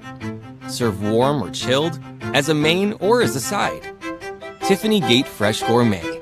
Create your way to great taste. So my parents were blessed with 4 daughters, and we were all my dad's #1 farm hand. And I can't really think of any of those chores that didn't involve a red tractor. One of the more special ones on the farm was a 1954 Farmall Super MTA that my great-grandfather actually bought brand new. That's still on the farm today, 4 generations later. My dad really liked that Super MTA. They only made them in 1954, so he actually picked up a second one in the late 80s. Since my dad's passing, my sisters and I coordinate Jim's annual tractor ride. We hold it every Labor Day weekend, and we just spend the afternoon driving around the countryside with, of course, my dad's Super MTA leading the way. It means a lot. And so the fact that we have my dad's MTA and that we're still, keeping it and using it every year, multiple occasions, is really special. We sure wish he was here with us, but we feel him every day. My name is Holly, and I grew up with a Farmall Super MTA.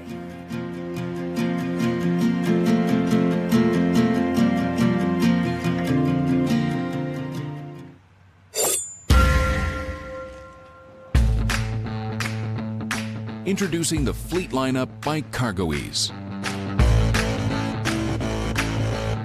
Our commercial and Titan Series slide come with weight capacities of 1,500 to 3,000 pounds and features HDPE Ultra Ply Deck, a 1/4-inch rubber mat, 8-inch aluminum side rails, a patented spring release T-handle, and L-hook fasteners. This is the CargoEase Fleet lineup.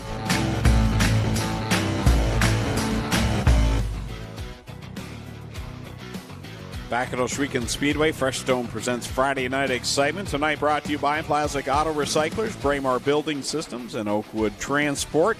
For what was our Touch a Truck and Tractor night. Great success having all those vehicles out front. Start of the night, still under the red flag here for the Middleport Mechanical Thunder Stocks after the vicious rollover on the backstretch for Lyle White. Thankfully, he is okay. Car has been taken to the pit area and now working on the scoring issues here and getting everyone lined up as they've had to do things manual for the opening laps. How was there no damage to the front of Trevor DeBoer's car? I know, right?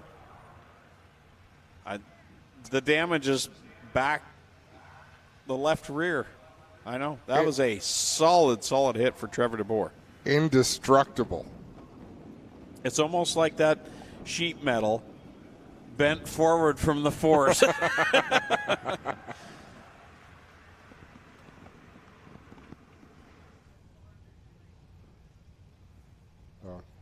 And this brings back memories of officials. Okay, next car. 97. Lining them up on the front stretch. And there'd usually be someone using crude hand gestures down on the front straight. It was, here's a look we haven't seen yet, have we? Yes, we have. Okay. Seems fresh to me.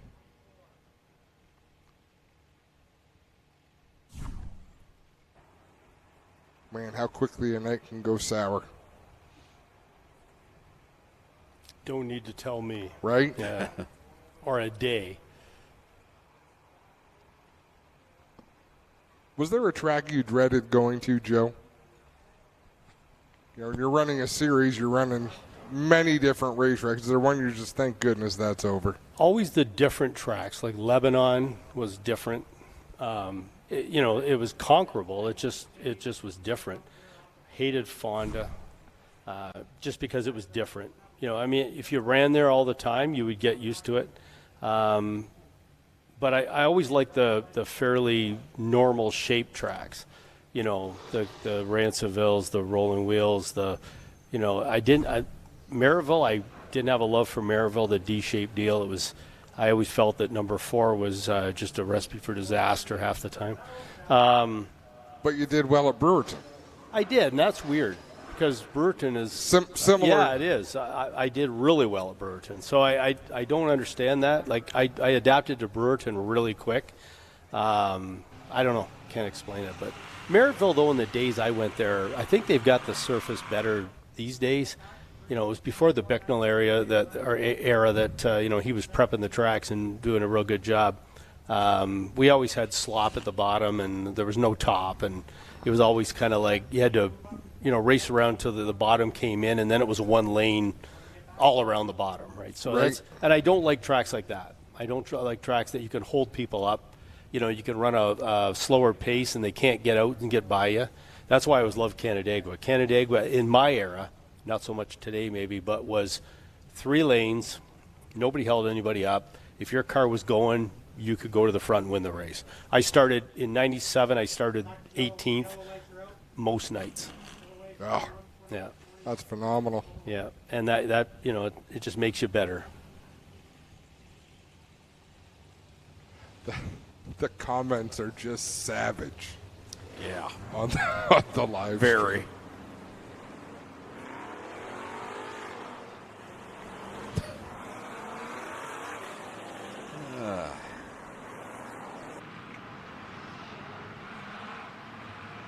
Well, there's Adam PLAZEK out in front. Jim Lampman alongside, back with the Camaro. Kyle Wirt still out there in row number 2. He took a hard hit when Lyle White went around.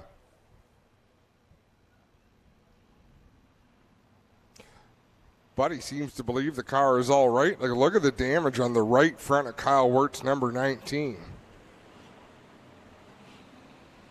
Dave Bailey up into the top 5 in that 49. Ryan Beagle not quite into the top 10 in the Ackland's number 84. Dave Bailey comes into tonight 6th in points. Wonder when the last time is he wasn't in the top 5. You know, I have a feeling this time last year. Well, because true. didn't he Yeah. break on he broke a rear end on one of the first 2 nights, I believe. Yeah.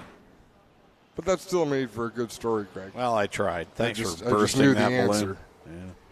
The one time you know the answer. Thanks. Right? What are the odds? Is the ice cream truck still here? Sorry, random thought.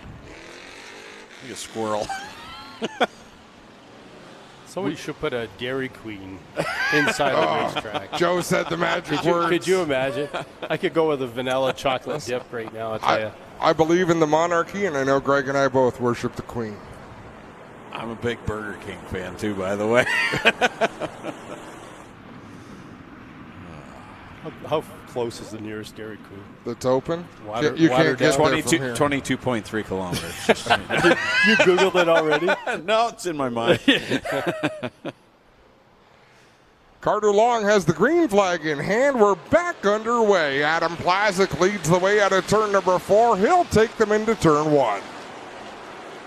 Jim Lampman working that outside line around PLAZEK. They'll go door to door down the backstretch through the kitty litter for the first time there. And it's 3 wide stacked up behind the leaders. Wirt on the outside, Bailey on the bottom, and Teeple in the middle. Jim Lampman going to take over the top spot.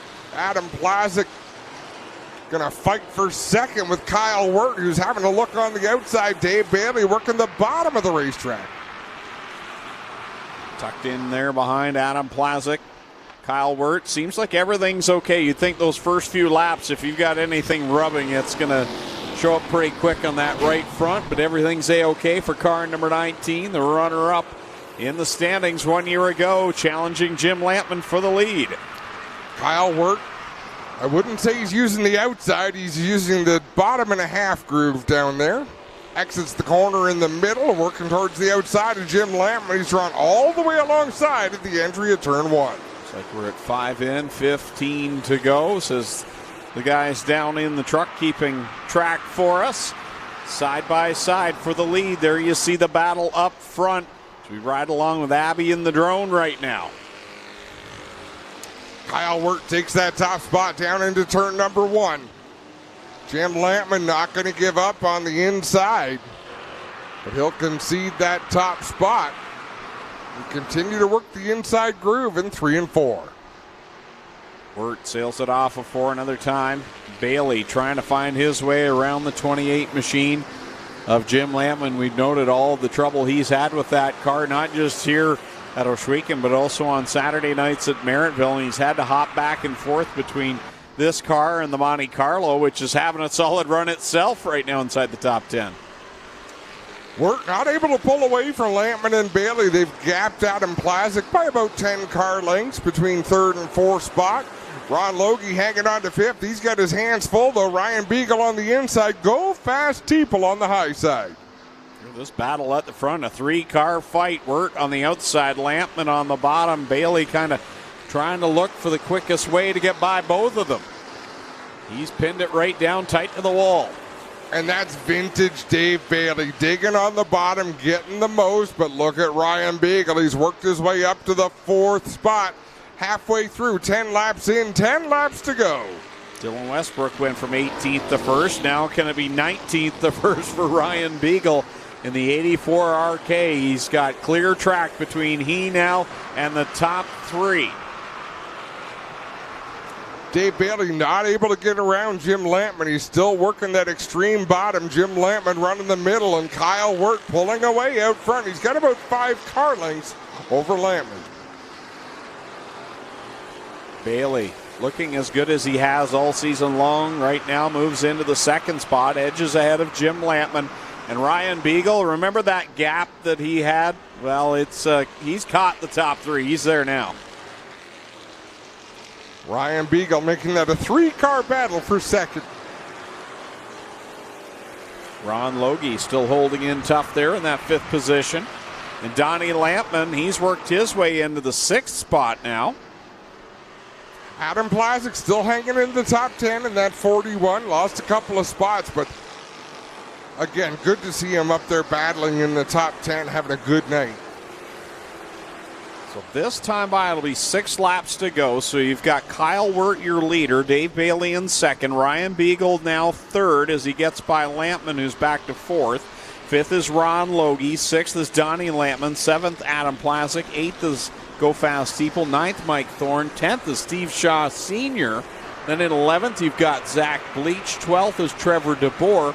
Casey Huffman there is in the 14th spot, 15th is Mike Klazinga, 16th Rob Hoskins, 17th Travis Whittle, 18th is Blake Bomberry, 19th Kyle Andrus, Tim Phelan. In the 20th spot, 21st is George Grossel. That's a running order since we don't have the ticker. Give you an idea where your favorite's at. Can you verify that? Nope. Totally unofficial. Dave Bailey trying to close the gap on the race leader, Kyle Wirt, as they work through turns 1 and 2. Ryan Beagle on the bottom. He'll stick his nose to the inside of the 49. Here they go. These two have been the story in this division for the last few years, and Ryan Beagle looks like he's got something. Well, just in front of the leaders, Kyle Andrus pulls off into the infield. Oh! Beagle gives a big shot to the tail quarters of Ryan Beagle. Did I say Beagle hit Beagle? Yeah. Bailey gets into the tail of Ryan Beagle. Beagle made some contact with the 49 of Bailey on the exit of turn number 4, and Bailey gives him a shove next time the opportunity struck. And I thought we had entered the twilight zone there for a second, but nonetheless, that all played into the favor of Kyle Wirt, who has stretched his lead now over who is now 2nd place, Jim Lampman. Beagle in the 3rd spot. And Beagle in 4th, I think. Sure. White flag is out last time around for Kyle Wirt in the 19. The battle is on for 2nd, 3rd, and 4th, although Jim Lampman, he's not going to let that opportunity pass him by. They gave him 2nd. He wants to keep it. Checkers in the air. Kyle Wirt for the win. Lampman 2nd, Beagle 3rd. 4th is Bailey, 5th Logie, then it's Donnie Lampman 6th, 7th Adam PLAZEK, 8th is Teeple, 9th was Shaw, 10th Thorne, and then you've got Zach Bleach, and beyond that everything is completely unofficial, and we'll have a running order for you. Again, hand scoring next door in the tower here. They're going to skip this victory lane, I believe, and then wait and do it at the end. So we'll take a quick break and be back with our final feature of the night for the Crate Sprint Cars here at Ohsweken Speedway. Tiffany Gate Fresh Gourmet. Our savory potato sides can be prepared any way you like. Serve warm or chilled, as a main or as a side. Tiffany Gate Fresh Gourmet. Create your way to great taste.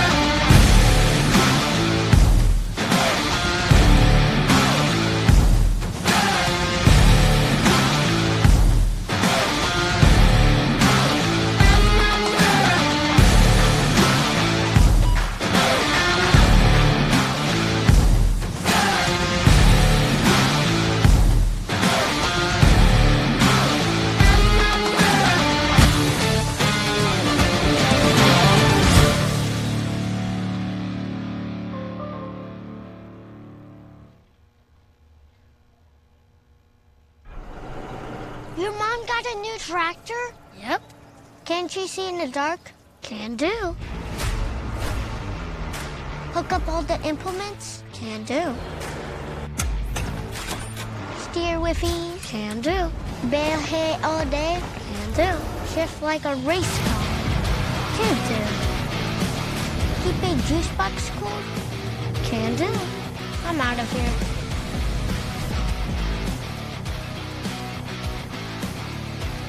Back at Ohsweken Speedway with one feature left to go. The Crate Sprint Car Division brought to you by Strickland's of Brantford. And this is how they are going to line up. 20 laps the distance on the pole for this one out of London. In car number 7, it's Caleb Wood alongside from Georgetown in the 2M, it's Steve Murdoch.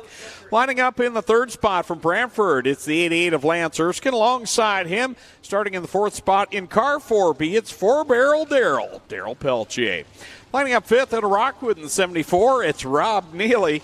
And to the outside from Ohsweken, the 77E, it's Ashton Van Every. He storms in like 7th. He owns the place. If you're wondering what the hurricane was that just came through the broadcast booth, it's Glenn's tires poking Greg in the ribs. It's better than what he did a few years ago at the banquet to me. Good God. We'll talk about that one later. Starting 7th out of Waynfleet in the BS39 is Brett Stratford. And going off 8th out of St. Thomas, last week's winner in car 52 is Jesse Costa. Starting at 9th from Waynfleet, car 72, it's Tanner Podwinski. Alongside him from Thamesford in the 14, it's Larry Gledhill. Lining up 11th out of Six Nations in car number 20, it's Johnny Miller. And alongside of him from Thorold in the 71, it's Brent Bigelow. Lining up 13th from Ancaster, the 51 is Trevor Young. Starting 14th, it's Tom Pellizzari out of Cortland in car number 5. 15th spot, Tyler Willard from St. Catharines in the 777A. And alongside him, Sheldon Bender from Listowel in the 97. Starting at 17th out of Baden in car number 2, it's Travis Hofstetter going in the 18th spot from Ohsweken, the 9C of Brian Nanakoke. Row number 10 on the inside, Joshua Hill from Ohsweken in the 99. And also from right here on Six Nations, the 28T, Cameron Thompson starts 20th. Starting 21st from Waynfleet, the 85C is Cam McKinnon. And Keegan Baker from Ancaster in the 16X goes 22nd, 23rd from Brighton. The 98 is Jonah Mutton. And starting 24th from Grimsby, the 20L is Trayton Lapsovich. Starting 25th from Hagersville. The 24K, it's Kiana Teal. Going 26th from Port Colborne, the 777T of Cameron Ulm. 27th starting spot from Rockwood, the 94 of Ryan Fraser. And going 28th out of Welland, the 11W of Brennan Hagar. Well, you did a great job there, Greg.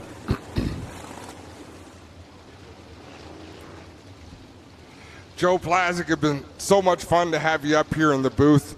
I mean, you did cut into a little bit of my picking on Greg time, but it's a long season. So I'd much rather have you here. Come back anytime. Well, I said I'd come back in a couple weeks, and Greg said it's not this much fun every week. So that's why I lies. Maybe I'll refrain that or retract it. I mean, and maybe we'll do it on another PLAZEK night next year. There you go. Yeah. Well, you know, you've been around the block a couple of times, so you know who Waldorf and Stadler are. That's you're sitting with them. We are the Grumpy Muppets. I don't know which Muppet you are, but you're more than welcome.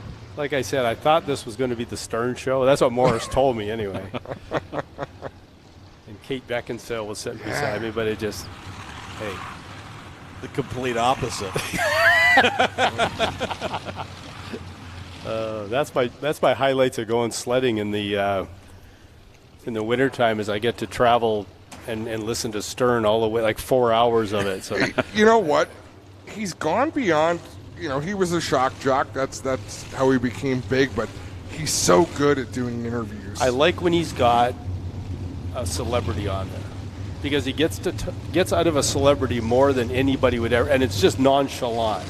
Like so that's what I'll pick. You know, Pam Anderson, Kate Beckinsale, all these, and I just listen to the celebrity, and it's amazing what he gets them to talk about. He interviewed Barbara Streisand of all, and it's a long, but it is just amazing. It's and so relaxed in the way he asks them. So it's perfect, right? That's why he gets the big bucks. I guess it is. Yeah. Greg, is that why you get the big bucks? I'm trying to picture you with Howard Stern's hair. Clearly, I'm doing something wrong. I think Greg got all he's going to get. He got a handshake from Glenn. And that's all I got. If Glenn takes my hand and doesn't throw me out of the tower, it's been a good night. That's a good. victory. That's right. I got a message from Clinton Nichols. Oh, yeah. And he says he wanted you guys to ask me if what Syracuse meant to my career.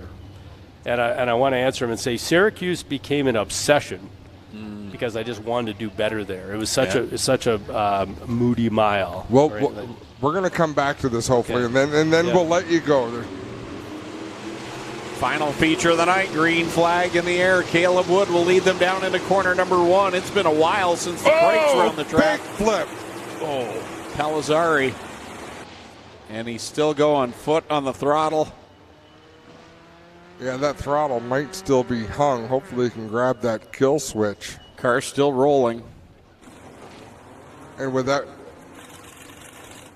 I don't think he has control of that car, so hopefully something can get in front of it. Maybe he does. He's just driven to get to his pits. Man. I hate to end it like this, Joe, because you had great success at the mile, but how tough is it that you never won Super Dirt Week? It haunted me for a while. Now I'm at peace with it now. I mean, there's Dave Blaney, Will Cagle. Oh, big time. Yeah, there's lots of guys that didn't win at the mile. Close, I was the year I had it. It was 96, and I had it in the bag, and we basically dropped a valve on like lap 90, and ran 4th. And I'll never forget the tech inspector's face in teardown. They take the top 5. You got to take a head off. Took the head off, and he went. The valve had broke, and the piston jammed it into the port sideways. And I ran the rest. The stem going up and down, the valve stem had wore a hole like a groove in the head. Wow. And we ended up 4th on 7 cylinders, and that's how good the car was that day. But Hoffman won it. We would have been, we definitely would have been there for the win. But it's Syracuse found the weak link, no matter what. It just, it was such a taxing race. Mm-hmm. I lost a 358 race one Saturday afternoon. The radio come unplugged. Like just I must have moved, pulled it out, or got it caught in my shoulder or something and pulled it out. I'm thinking, I'm leading the race, and our deal was always when you got the lead, don't push it. Until we tell you you've got a challenge coming. I'm running along, nothing. All of a sudden, Tremont goes around me, and I go, where are? I'm screaming now, where are you guys? Nothing. Come into tech second. And Ken Peckham, I talked about earlier, comes over. He holds the radio plug up and shows it to me, and I go, "Yeah, okay, now I get it." But and there was lots more there. And once Tremont had got me, I tried to but of course, so hard to pass. Oh, it is. The mile was, and it was But on Saturday afternoon, that place is it's after the World Outlaw show. You're locked down solid, it's just it's like an asphalt. It's like a mile asphalt track by that time. But so much fun to watch. It was the success that you had. The place there. has had so much mystique, I guess. It was when you pulled into the place, it's still. When I see photos now, it still gives me a shiver. Right? Nothing else felt like it. No, there was nowhere we ran that was like that. And I ran with the dirt asphalt cars. I ran Nazareth. I ran Cayuga.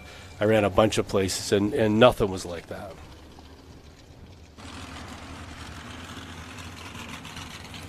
Back under yellow.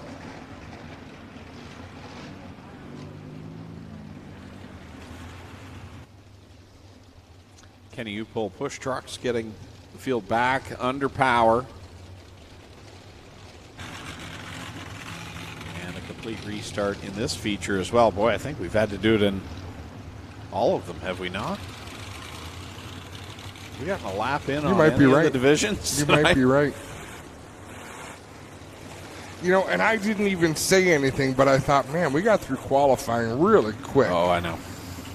Well, and enough not to say something because it's the worst thing you can do. And I'm done with announcers, James. I'm just going to let the words fall out. The track dictated qualifying quick. They were locked down. They were solid. Guys got out of shape a little bit, but they could get out of it. Yep. we're starting to get to the point now that it's still pretty good, but they're slipping and sliding a little bit. So we've got timing and scoring back up, I believe.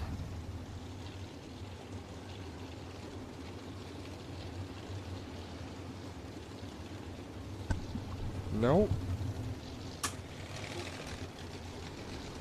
Well, at least the scoreboard has. So I think timing and scoring is working. I don't know if they're broadcasting it to Race Monitor. Joe, it's been a pleasure. Thanks so much for hanging with us. We look forward to the next time. Anytime. That seat's available. Hey, you pointed at my seat. I did. What? Yeah, that was fantastic. I mean, I knew it was going to be good. Mike Morris suggested it, and Spencer said, told this to Joe off the air. Said the producer said, "Look, let's talk to Joe about how this is going to work." And Clinton and I both said after Tuesday, "Don't worry, he knows what's going on." Yeah, that was. I mean, it almost made us look bad. Do we need help with that? No. I think making ourselves look bad is something we actually excel at. If I had to think of something that I really have confidence in. Find the positive in the negative. That's right. There you go.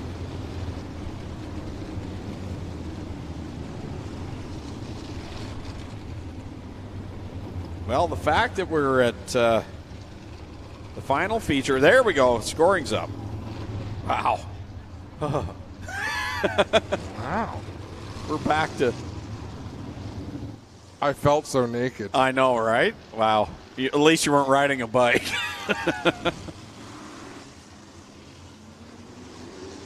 The climate called. They don't want. It doesn't want your help, Adam.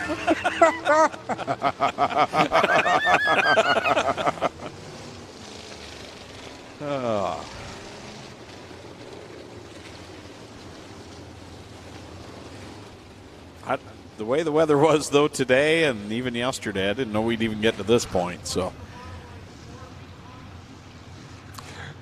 no, impressive job. Impressive job by the whole team, Zigger and the crew that do the track prep down to Clinton and Dave Hunsinger with the drivers meeting talking about how gnarly the infield is tonight.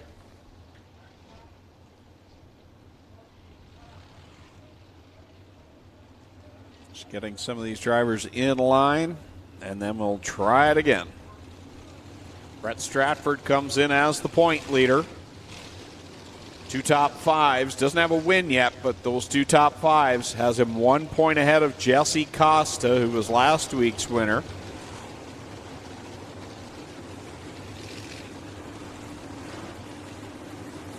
And right now it's Stratford, Costa, and Lance Erskine 4th place in points. The only drivers that have been in the top 5 in each of the first 2 weeks. Other than that, it's been pretty diverse. Steve Murdoch's got a win. He sits 3rd place in the points coming into tonight. And Steve on the outside of the front row here.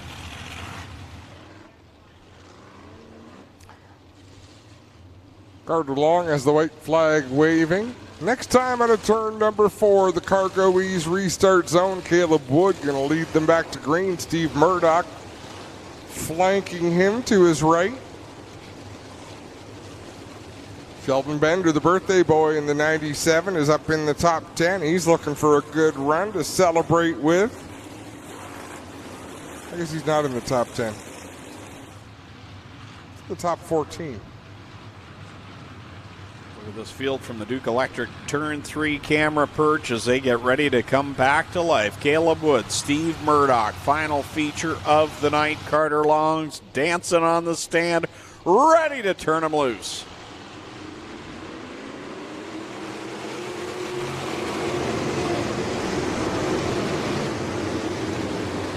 Oh, that was skinny at the back of the field. Joshua Hill wedged himself to the inside of Travis Hofstetter to take a position. Hill picked up about 4 spots on that opening lap. Man, these guys are using it right up right out to the wall. Both Brett Stratford, Steve Murdoch. He's in every inch of this racetrack right now. It's Caleb Wood out in front, Murdoch second, Erskine running in third. The best battle is Brett Stratford and Rob Neely. Rob Neely holding Stratford down on the racetrack, keeping him honest in that bottom group, but Stratford still gets the advantage. He picks up the 5th spot. Out in front, Caleb Wood continues to lead. Lance Erskine's battling side by side with Steve Murdoch for second. Caleb Wood, so strong in his qualifying heat, continuing with the speed here again tonight. The London, Ontario driver paces the field over Lance Erskine and Steve Murdoch. Great battle for this second spot. Lance is he's found that next level this year. Oh, he definitely has, and it's exciting to watch. But how much more exciting is it to have Caleb Wood out in front? Like, it's amazing. Someone steps to the forefront each and every week. Cam McKinnon with problems in turn number 2. He comes back on just in front of the race leader. Caleb Wood going to look to the outside of the 85C. Hey, look at the top 3 right now in this race. And you think about tracks that have good car counts, but this one's got the diversity, just the strength throughout the field of good drivers. It could be anybody right now in the top 3. It sure could. Caleb Wood ran out a forward bite in turn number 2. That allowed Lance Erskine to close the gap. Steve Murdoch got a little squirrely in 3 and 4. That allowed Daryl Peltier to close in on him. New race leader Lance Erskine squeezes up in front of Wood. And then he'll get by the lap car. Brennan Hagar. Next up is Cameron Ullman in front of Lance Erskine, with Wood remaining in the second spot, and then Murdoch running there in position number 3. Daryl Peltier having a good solid run. He's hanging on to that 4th spot. Steve Murdoch getting back up on the wheel, makes an aggressive move through slower traffic. He'll try to close in on the race leaders. Lance Erskine goes around Kiana Teal to put her a lap down. So we're just about 8 laps into this 20-lap feature event. Man, Jesse Costa's on the move, and he just made a bold move off of corner number 4 to get by Ashton Van Every. Cross flags in the air. We're halfway home, but look at Costa. He dices through the traffic, cuts in front of Stratford. He is marching towards the front.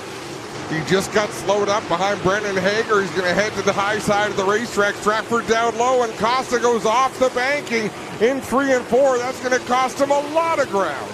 Giving back everything he just gained as Lance Erskine working through the lap traffic. He'll work to the inside of Cam Thompson off of corner number 4. And right now, Murdoch running in the second spot, put 4-barrel Darrell up to 3rd now. Yeah, Caleb Wood just lost another position. I was off on my lap count. The scoreboard is not right. This will be the end of lap 13. Caleb Wood now kind of searching, trying to get something hooked back up to get back on to the podium here. As 4-barrel Daryl Peltier has pulled ahead of him. Murdoch remains in second. He's within striking distance of Erskine. He really is. Lance Erskine finally got around Cam Thompson. It took him a couple of corners. Now he's put a couple of cars between himself and Steve Murdoch, but Murdoch looking to change that in a hurry. Into corner 3 goes your leader. He's got Ryan Fraser, the lap car behind him. And then it's that 2M machine of Murdoch, as Erskine's going to have to go high around some of these slower cars. 5 laps remain for Lance Erskine. It'll be 4 this time at the stripe. He's got a couple of lap cars between himself and Steve Murdoch, but Murdoch is always so aggressive through traffic. Erskine works around Mutton. Now he's going to try and get by Brian Nanakoka, and this has allowed Steve Murdoch to close the gap. Murdoch's so good on that outside line. He is there now. Steve Murdoch closing in. He's running the extreme outside. Lance Erskine choosing to run around the middle of the racetrack. The slower traffic seems to be gravitating to the bottom of the track. That allows Lance Erskine a clear run to the high side, but same with Steve Murdoch. Through 3 and 4 they go. Lance Erskine pinned to that outside line now, working around a big pack of cars. He just wants to get ahead of this 85C of Cam McKinnon. Then he's got a bit of breathing room. 2 laps left. It'll be white flag this time of the stripe for Lance Erskine. He's built a bit of a cushion over Steve Murdoch, but it's not over yet. White flag is out. One more trip around this 3/8 of a mile clay oval for Lance Erskine to try and pick up his first career crate sprint car win. Wow, it is gnarly back there off of 2. Down into 3 and 4 for the final time. Lance Erskine can see the checkered flag in the air. Erskine for the win. Murdoch falls just short. Jesse Costa comes home 3rd. No, Daryl Peltier, comes home. No, he doesn't. 4th. Costa 3rd, Peltier 4th. Ashton Van Embry rounds out the top 5. And Lance Erskine, I think he was so excited in quarter 2, he almost spun the car. Look at him. He's still pumping the fist. This is going to be a fun slack lumber victory lane. He's still pounding the side panel of that car. That young man is pumped. Man, and that's the way to do it. He got out in front, but to hold off Steve Murdoch, who really, I would say, is among the hardest charging crate sprint car drivers we've got right now. And Erskine going to pull into slack lumber victory lane and take center stage for Clinton Jeffrey. Steve Murdoch going to pull into that 2nd position in the 2M. And Daryl Peltier in the 4B. Graduate of the micro sprints. So for you youngsters that want to go racing, that's how he got started. Here he is in slack lumber victory lane. Let's send it down to Clinton Jeffrey. We watched this kid grow up. His family grew up here, and he'll pitch the epic race where checkered flag. How about it for his first ever big sprint car feature win for Lance Erskine?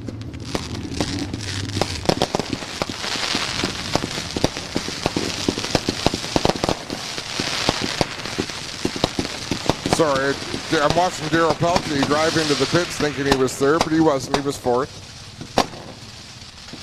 Lance Erskine getting that slack lumber hat on, and he'll go over to talk to Clinton Jeffrey. Jesse Costa, and they know what it means to pick up a win here. Well, kid, you've been doing it a while. You've been knocking on the door the past couple weeks. Tell us what it means to win here on the big track. It means everything. I mean, I've been coming here since I was a kid, watching the grandstands. I was 6 months old in the stroller, running the go-kart track, and it just means the world to me to win on Ohsweken Speedway. I mean, I've been coming here so long, and I couldn't do it without my whole crew, my family. They've been busting their ass. I've been working hard. Everyone's working hard, and it just means the world to me. I can't thank Collins Construction, Brown's Auto Service, Playbar Contracting, local IBW 105. Their support means the world to me, and I'm just so glad we put in victory lane finally.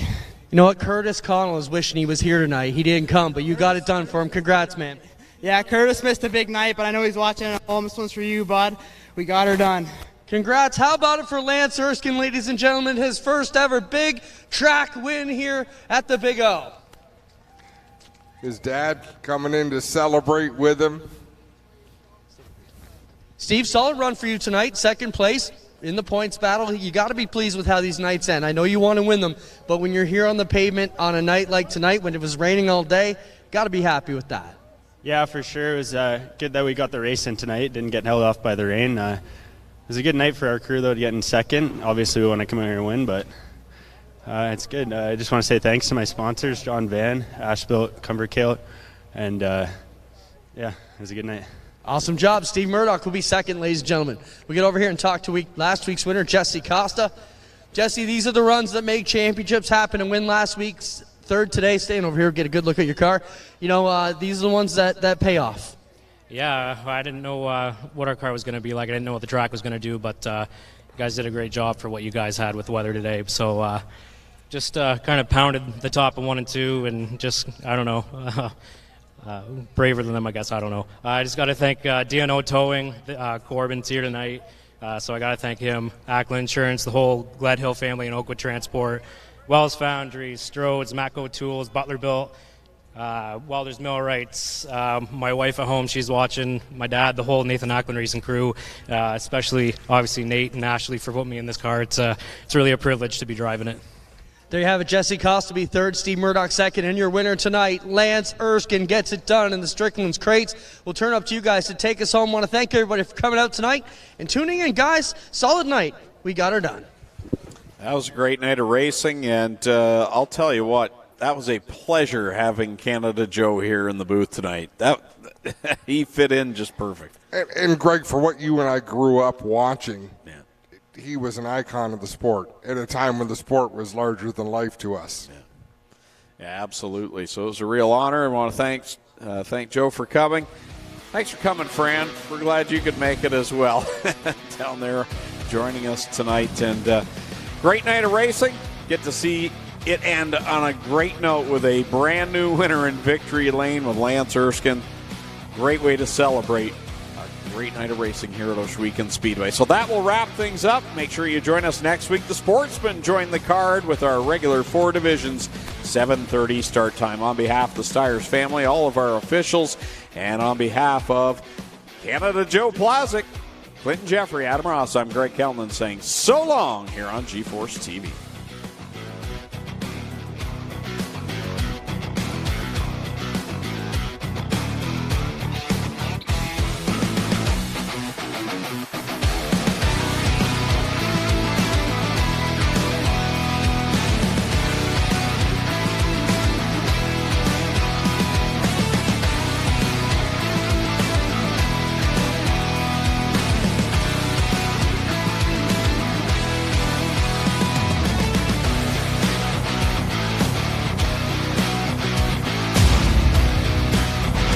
Copyrighted broadcast may not be reproduced, retransmitted, or used in any form without the authorized written consent of G-Force TV. G-Force TV would like to thank you for your support and for watching today's broadcast.